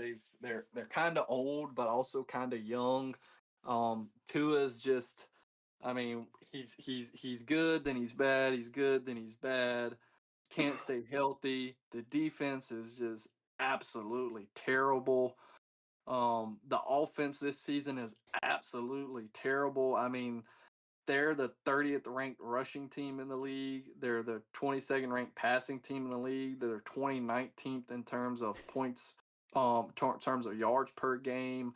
They're 21st in points per game, barely averaging 20 points a game. Now, Hold on, granted, Marley's you know, cam frozen. It looks absolutely hilarious. He's the, like, the, the I see that. The Chargers, also offense isn't the best necessarily neither, but their defense is a lot better than the Dolphins is. Third down efficiency wise, the Dolphins is actually the second best team in third down efficiency go. percentage, okay, which is kind of shocking. That's kind of wild. But I mean, when you look at the games, the Dolphins, almost every game they've played, they've been in besides one. They got blown out by the Colts 33-8, but then they lost to the Patriots 33-27. So right there, they lost to the Bills by 10, 31-27. They beat the Jets 27-21, and they lost to the Dolphins they lost to the Panthers by 3, 27-24. So it's really tough to tell because they do have a horrible defense, like very terrible, but their offense isn't bad, but then it is bad some games. So it's really tough to say. It's just but the Chargers right now, they really don't. I mean, it's tough to say with them because, like I said, their offense is struggling as well, but their defense is playing good. But they're on a 2-game skid. I mean, don't they lost trust to the Giants Chargers. 21-18, then they lost to the Commanders 27-10. But I am going to take the Chargers here on the road. I do think they are the better team. They do have the better defense. I think the Dolphins are reeling. So give me the Chargers. Just do your job. Go there to handle business. You're the better team. You should be the better team. Win. They're funny. They're a funny team though. Like Harbaugh, he's doing a great job over there with them. They're a win 2, lose 1 team. Like they can't string along 4 or 5 wins and keep up. Like they had a real opportunity to take a real stronghold on the AFC West last week and they didn't do it. But I'm taking the Chargers here as well. I think, I think this is the end of McDaniel in Miami, and they just go there and do your job, win this game. Marley. They lost the cheetah for the season. That's just a cooker right there. Tua's been for years now, ever since all those head injuries. I think you should have retired after that season to begin with. Just take your money and run, dude. You've proven that now you can't perform anymore. So, give me the Chargers on the road. I think the Chargers are just a better team all around. I want to see what Hubert can do traveling across the country. Harbaugh, always have been a good coach, so I think he can rally the squad and keep them moving through their division. Yeah, tidbit that we talked throughout the week. The only West Coast team not to travel east this week is the Raiders. All the other West Coast teams travel pretty far, like coast to coast, almost, to play these games. So that could be a factor a little bit. Down to London? Are you kidding me? That's why I think the line's only 3.5 in this game. Otherwise, it would be probably 7 if the Chargers were home. Yeah. Patriots 3-2. Mike Vrabel on the season. The Browns had him in the front office last year, and they let him go coach the Patriots. Imagine that. Patriots 3.5-point favorites on the road in Louisiana. New Orleans 1-4 picked up the first win last week. Over under 45.5. Marley. We talked about this game pre-show. Can the Saints rally and beat the Patriots at home? I mean, it's a possibility. That is Max knows that's a hostile environment, as we talked last week when they got their first win down there in the Superdome. Damn it. Yeah, it's gonna be a good game. Let me get the Saints at home. Oh, taking the Saints back-to-back weeks. Yeah. They got me a win last week. I'm going to hang with them. Yeah, they didn't let me down last week. So. I'm taking the Patriots. I think they are starting to find a good identity. Vrabel's starting to trust Drake May a little bit. He's getting a little bit more protection than I thought he would. Kayshon Bouttie's having a pretty decent season. Finally, as a wide receiver coming up, Louisiana boy. I think he has his little hometown welcome and shows up for this game. Running game's doing pretty well too. I think the defense is playing good enough that I think they can stop the Saints. Impressive win over the Bills last week for the Patriots. I think they keep it rolling. I'm taking the Pats here. Max. Yeah, so like we were saying in the pre-show, man, I was going over this game. I was looking over the games last night again, just double checking some things, checking the line, seeing if anything moved and all that. I have for some reason, just a gut punch feeling like the Saints are going to do it again this week, man. Like they're going to win. They're going to show up. They're going to have a big game. It's going to be close, but they're going to pull out a win. But There's always I a but. also think the Not so Patriots, fast. dude, are a very good team this year. I mean, they've beat the Bills last week on the road, a really good game. They beat the crap out of Carolina. Their two losses are to the Raiders and Pitt. One of their losses are to a good team though. And when you look at the statistics, I mean, they're they're very good, dude. They're mostly a top 20 team in almost every statistical category besides rush yards per game. They're pretty bad at that. But they are top 10 passing team. So it's just going to be one of those things of if they can keep the momentum rolling, if they can get the run game going a little bit, Drake May can take care of the football. I'm going to go with the Patriots. All right. Give me the Patriots here. I'm going to go with them. I think they are better than the Giants are. So give me the Patriots here. Like I said, I do have that small gut feeling though, like the Saints are going to show up. So I would not be surprised. Give me on record. Not surprised if the Saints do win, but I am going to take the Patriots. Also going back real quick. So like I said, the Steelers are my ESPN Eliminator Challenge pick for the week. I'm taking the Chargers as my lock of the week, since I can't pick the Steelers for for record purposes. One of the games of the week, I think, 3-2 Seahawks, who are undefeated on the road. This is a pick'em game. Seahawks favored 1.5 points on the road, taking on the 4-1 Jacksonville Jaguars. Liam Cohen doing a pretty decent job down there in Duval. 47.5 is the over/under. I went back and forth so much in this game, but I came away with the Jags at home. I'm taking the Jags. I mean, yeah, they're playing tough. I'm like, Trevor Lawrence is out there making big plays. So, yeah, give me the Jags. Yeah, clean sweep this week, boys. Wow. I'm also going to take the Jaguars. Thought I could steal one. Damn it. At home here. Like you said, I think I wouldn't be shocked if Seahawks win. I wouldn't. They're playing a really good game. They're having a good season on the road so far. But, the Jaguars got 2 big wins they're coming off of. Beat the 49ers, beat the Chiefs last week. Liam Cohen's got them playing pretty well. The defense is really solid. So give me them here. Close game. One of those big plays late in the fourth quarter that kind of makes a key difference here.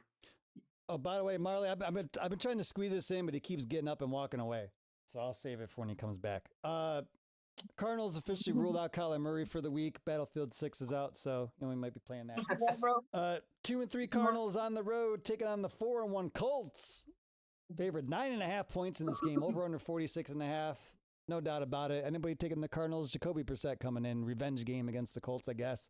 Was their quarterback in 2017 and 2020. But I'm taking the Colts here. Don't let me down. No one's taking the Cardinals. Max?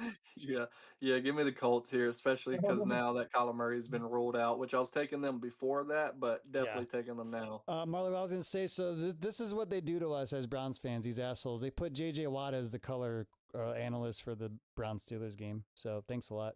Have to hear that asshole all game. Telling you, bro, I don't even want to watch this game. I might just turn on the radio and just go on about my day, bro. Just another game. I mean, I'm just gonna relish in my 3-2 Rams on the road only favors. Is the line still 7? Let me see. Oh, it's gone down to 6.5. Rams favored 6.5 points on the road, taking on the 1-4 Baltimore Ravens, over under 44.5.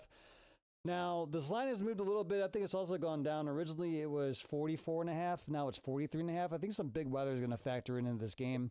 Rams were like minus 500 on the money line. That's dropped all the way down to minus 350. Still a big number, Max.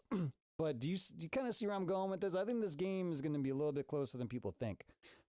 I'm still taking the Rams.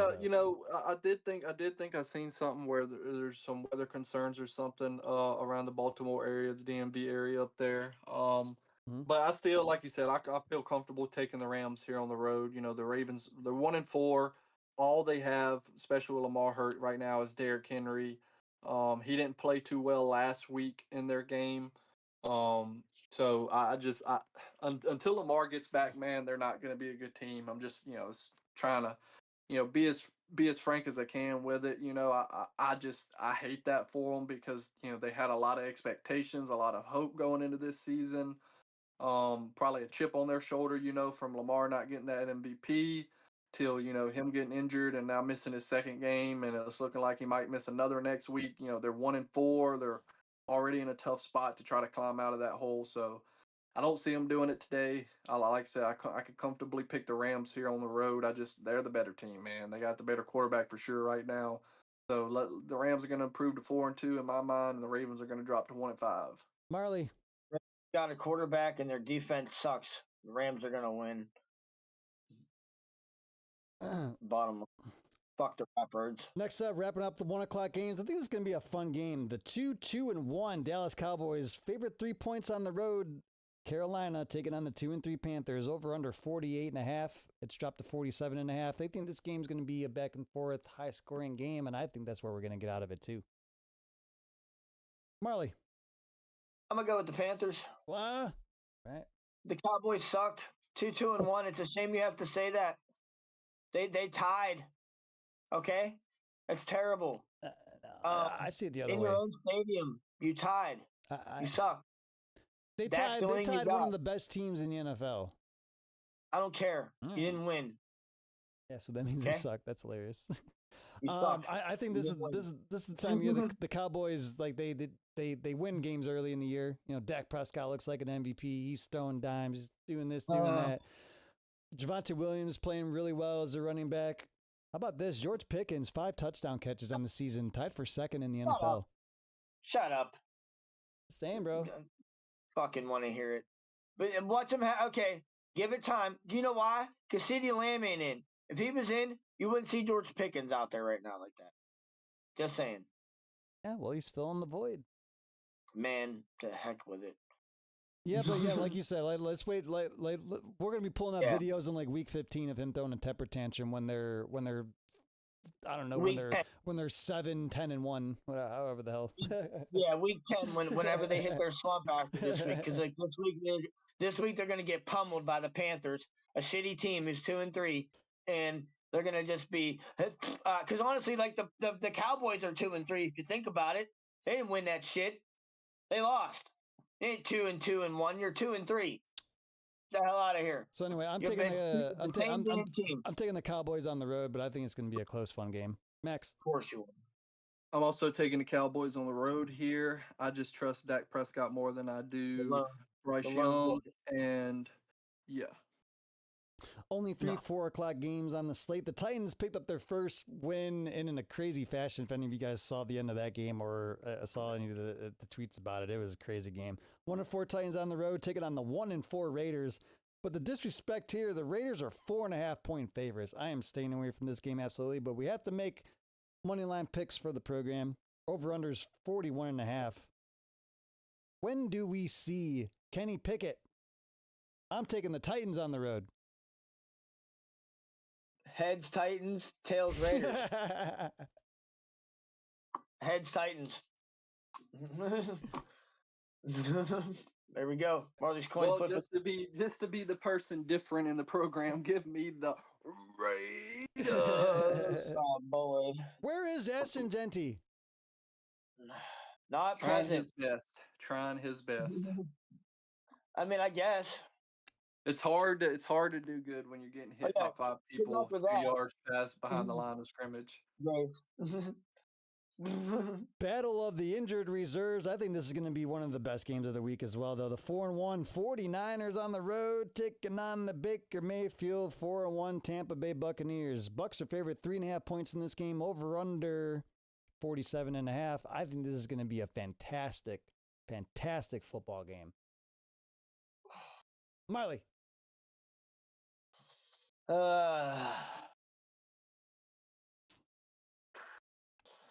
me the Niners. Wow. Look, I see it as I think Mac Jones is playing well. I know they're on the road. Baker Mayfield without Mike Evans, Chris Godwin, and Bucky Irving. And I dove through both of their schedules. They've played some tight football games. Both of these teams have. I've been riding high on the Bucks, but I mean, I don't know, dude. And at first I was really swaying on the Bucks, and then I went to the 49ers, and then I went back to the Bucks, went back to the 49ers, and then I couldn't help the fact that I just can't see the Buccaneers being 5-1 after this week. One of these teams is going to be 5-1, but even with the loss, I think they're still sitting in a pretty good place. It's just Harbaugh, bro. That's what boils down to it. Harbaugh, yeah, whatever. But yeah. It's been a long Shanahan, morning. Huh? Shanahan. Duh, yeah. Shanahan, my bad. Give me the Niners on the road. I like the AFC, the NFC West teams play well on the road for whatever reason. And I just think canceling out the injuries, I just think the 49ers are just playing a little bit better than Tampa Bay right now, especially with how many close games Tampa Bay's had to play. I think that it just eventually catches up with them, at least for this week. Taking the Niners on the road, Max. Not so fast, my friend. So I think this is going to be a phenomenal game. Honestly, I think this is going to be a really good game. I would feel way more comfortable taking the Bucks here if Mike Evans and Chris Godwin was both playing. Absolutely. But I mean, with Emeka Ibuka, what he's doing this season, dude, what that other receiving core is doing is just phenomenal. He might put up 200 yards this week. This is going to be a tough game, bro. Honestly, I went back and forth on it because I do think the 49ers are still one of the better teams in the league. But man, the Bucks, dude, the way they've been playing, dude, has been phenomenal. Yeah, finding ways to win. Yep. I mean, just kind of like the 49ers. I mean, let's go down and look at their games, right? You look at the 49ers, 17-13 win, 26-21 win, 16-15 win, 26-21 loss, 26-23 win, right? One score games, every one of them. Look at the Bucks, 23-20 win, 20-19 win, 29-27 win, 31-25 loss, 38-35 win. Yeah. So again, all one score games. Every one of these teams have played one score games, and they're 4-1 in one score games. So that goes to show you that when the moment's close and it's tight, none of these teams buckle. They continue to do it. It is impressive because I do think the 49ers are a little bit more injured than Tampa Bay is right now. But like I said, it's they're doing their thing, man. And Baker Mayfield's playing like an MVP right now. I think he's a top 5 candidate for MVP right now. Facts. So give me the Bucks and Baller Baker at home. All right, wrapping up the 4:00 slate. Joe, not Burrow, Flacco, 2-3 Bengals on the road, taking on the 2-1-1 Green Bay Packers. 14.5-point favorites. Max, that's tied for the biggest spread this season. Yep. That's tied for the biggest spread of this season. The other biggest spread of the season was the Bills being 14.5 points favorites against the Saints a few weeks ago, and the Saints did cover. Hold on. So just riddle me this. So you're talking about Joe Flacco that beat the Packers with the Browns receivers, right? So now you mean to tell me I watched Joe Flacco hit a fucking skeet with a football. You know, the shit you normally shoot with a shotgun? Mm-hmm. He hits that shit with a football. So you mean to tell me, Max, that you don't think he has a really damn good chance with those two very elite receivers to put up some points today? Well, the difference is that whenever we played the Browns, really good defense, our offense was struggling there. We're playing the Bengals, who don't have a really good defense, so our offense shouldn't be struggling today, which means our defense won't be on the field as much. Yeah, if you're getting into a situation. I mean, and again, when you think about it, still he only put up 10 points. Really, I mean, and honestly, when you think about it, really, when you look at that game, Let me go back real quick. Green Bay games. Because I'm telling you, man, Browns. I think that Flacco has a chance with Higgins and Jamar Chase today, bro. I really do. I'll And share they my got- thoughts while Max is looking that up. I'm going to say this. Yeah, So go ahead, Max. So All right, go ahead. he only scored. They only scored. It doesn't, bro. That was with a man. I'm just saying. Only I don't know. scored one No, touchdown. I'll give you against us. perspective. Hang on. Two of them was the two field goals, one touchdown. And like I said, that's with our offense struggling, punting the ball back, a couple 3-and-outs in a row offensively. And that was did Judkins running. and then a turnover as well. Like I said, the Bengals don't have the defense to do that. And offensively, they have a way worse offensive line than the Browns do. And Exactly you've what got I to was gonna think say. here. You've got to also think here. Where's the chemistry? Joe Flacco had been with the Browns for 2 years at that point, starting majority of last season. This is his very first 2 years game ago. with this offense, with this scheme, with this offensive line, with these receivers. The cadence is going to be off. The throws are going to Marley. be off a little bit because they don't have that timing down. They don't have oh, hey, look, when I break on this route, I like the ball to be placed here on this route instead of here. And just little nuances like that. Like, no, I'm not saying that you like I said, it's football. Anything can happen. Joe Flacco could come out here and they could drop 40 on the Packers. I mean, it's just could be a fluke game. You never know. But I do not see that happening. I do not see Joe Flacco throwing for more than 250 yards. I don't see him throwing for more than 200 yards today. I don't see a single receiver for the Bengals having more than 100 yards against us today. Like I said, I expect us to handle business today. I expect us to show why we are one of the better teams in the NFL today. Especially with the taste that's in our team's mouth, or at least should be in their mouth after these last 2 weeks, after losing to the Browns and only dropping 10 and then giving up 40 to the Cowboys and drawing. Yeah, I hope they have a terrible taste in their fucking mouth, like they ain't brushed their teeth in 2 days. And they're tired of it. And they want to make a change. So it starts today by beating the shit out of a bad football team, and that's what we need to do. Yeah, it's really simple. That's all they have to do. Especially if Green Bay is scoring like 24, like 30 points. Like, do you mean to tell me they're going to make Flacco drop back the pass like 40 times a day? No, they're going to try and run the ball, which Green Bay is going to stop. All right, and then it's not like Madden where it's like, the meme when you say like fuck it, Jamar Chase down there somewhere. Like, no, it just doesn't work that way. And I'm going to tell you, like, Flacco, yeah, he can get the ball out. You can still sling the thing, but he's going to turn the ball over, which is like my favorite play of the day. Joe Flacco to throw an interception. It's minus 168, but you put $10 on it, you're going to win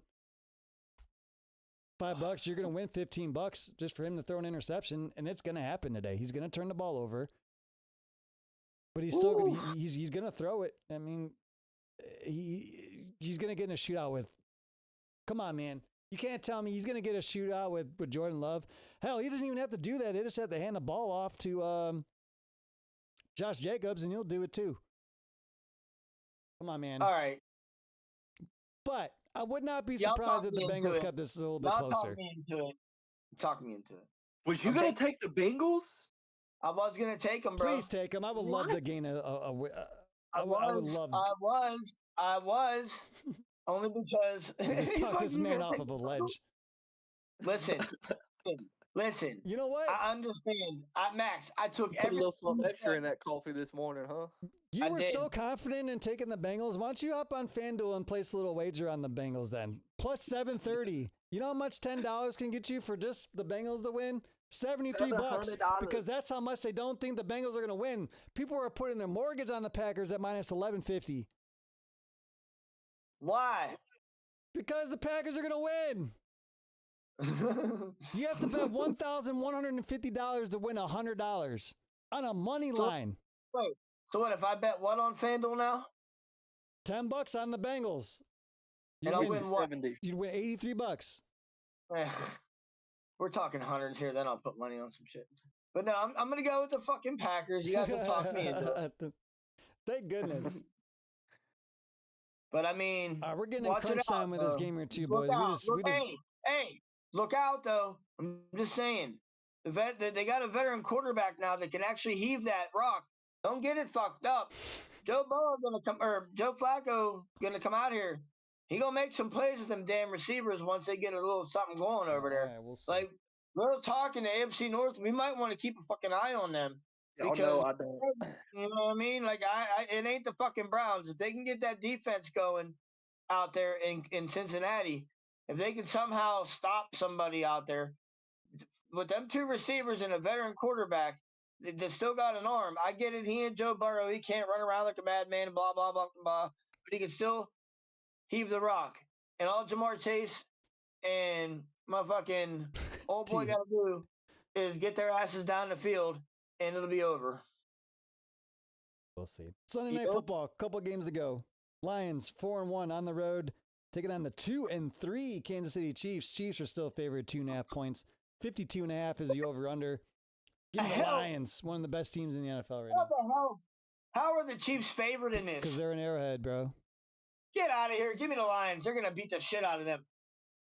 The Chiefs are not them anymore. Travis Kelce can't catch the ball. You think so? Taylor Swift is making songs about his dick. You know what? Matter of fact, you're so confident here. Bengals money line, Lions money line, $10, $172. Now we're talking. What? I ain't betting that shit. You just want if you just bet the Bengals and the Lions to win, you bet $10. What? $172. If I make it a thing, Yeah. a parlay, Yeah. and I bet $10, it'll give me 170. Yeah. That might be worth it. Get the fuck out. You know what? Why don't you just give me your $10 and I'll kick you in the nuts and we'll call it a day. You're fucking shit if I fucking win. You're fucking shit if I'm right. But like I said, I'm taking the fucking Packers, but I'm saying though, look out. Joe Burrow might make a fucking statement in this division, or Joe Flacco. See, I keep saying douchebag's name, but Flacco might make a statement now. He's pissed. He got traded again. Max. Poor guy can land on a team and hang out for a minute. He gives his all every down. He's on the Browns, who fucking suck, and now he's on this Bengals, who also fucking suck. The poor guy's just been tossed around the AFC North like a rag doll. You know, like. Max, please make your pick. I'm starving. I gotta get off this show, bro. I love you guys, but I'm going. I'm out of here. You showing me donuts and shit. I'm seeing chicken parmesan in the commercials. Like, get me out of here. Yeah.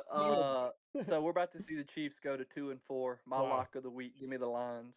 Let's go, baby. The Lions gonna shit all over the fucking. No. Yeah, my bad. Wrong rant. Travis Kelce's like. Did you know down here Taylor Swift's making songs about his dick? I don't want to hear that shit. 2 Monday Night Football games, boys. I know which one I'm watching because I'm tired of seeing the Bills in prime time. But here we go. 4.5 point favorites on the road, taking on the 2-2 Falcons, sporting their throwbacks this week. Over under 49.5. Give me the Bills. I hate the Falcons, bro. People are propping them up. They got some good players on that team. I can't stand that team. I don't know why. I don't know what I don't like about them. Yeah, give me the Bills. I think they handle business here. Marley, How can they not? Bills? Yeah. Bills. Yeah, come on, bro. And you cut out. I didn't hear you. This is the Monday night game I'm going to be watching because I think the Bears are playing a little bit better than people were thinking they were going to be this year, but they still suck because they're the Bears. 2-2 Bears on the road, taking on the 3-2 Commanders. And I feel like, just like last year, how Green Bay kind of kept the boat floating while Jordan Love was out. Commanders did the same thing when Daniels was out. I like the Commanders. I like the Commanders. Now he's back, rested, ready. Here comes Jaden Daniels back into the under center. He was back last week and they won. I know, but he's really back now. You know, game one, you're kind of, you know what I mean? You got to get back under things. He still won, but now he's going to be, you know, he's got the dust off. He's going to come out. He's going to come out on Monday night, primetime game. Give me the Commanders. Wearing their black unis. Love those. A lot of people hate them. I like them. Shit. I do like those. Those are nice. I like the scheme. Okay. Max.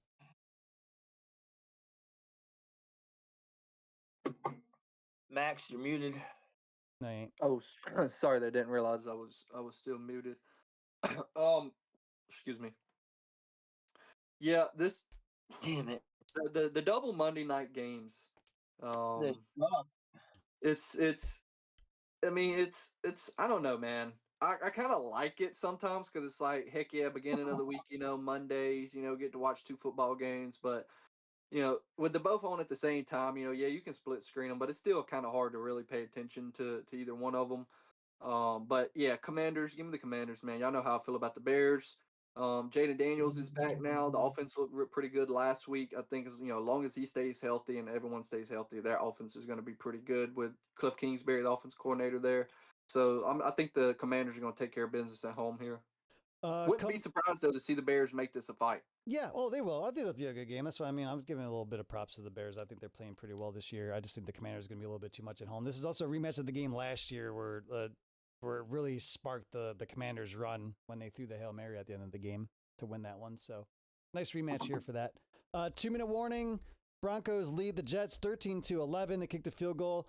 Broncos actually had the ball with about 3.5 minutes to go, but they took no time off the clock. They tried to end around and didn't get anything out of it. Then they tried to run and they ended up having a punt. The Jets are on about the 45-yard line on their own 45. So they just need to run down the clock and maybe set up a game-winning field goal. Zerline can kick it. It's literally going to be won by a fucking field goal. Yeah. Disgusting. Potentially. 2 minutes to go. We'll see. Second and third on the Jets 50.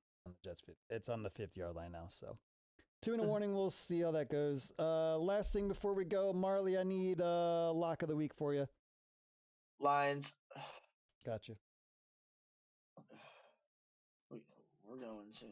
Trust me. Yeah, Max, is there a single bet that you like? I really think I'm gonna do. I think I'm gonna just do this Flacco thing for an interception. It's not good for you. Is Green Bay good at picking the ball off? I think so. We've definitely got some playmakers with the ability to do that. But I mean, heck, I wouldn't. I mean, it wouldn't necessarily be a bad bet. You see him trying to make a play to Chaser Higgins over the middle, and Xavier McKinney jumps it. You got anything betting wise for today? I don't have much. I just have a Chargers Steelers money line parlay. The one little parlay I was looking at was taking Jaguars. Ooh. Hold on, was that the right one? Yeah. Jaguars, Bucks, Lions. That was the 3-leg parlay I was cooking up. Jaguars, Bucks, Lions. $10 for that would get you $57.95. That's a pretty good bet. Donate that. I have a couple going here. Some dumb lotto bets, but I have Steelers, Chargers, Jags, 49ers plus 3.5, and Lions $2.50 gets me $41.60. So we'll see. Not bad. And then I put $9 on the Chargers Steelers for $21.48. Oh yeah. So we'll see. We'll see. That'll do it, boys. I fuck around and bet the Bengals and Lions. This guy. Come on, bro. How much could it hurt? If I throw a $5 on that shit, I win $70-some? Yeah, man.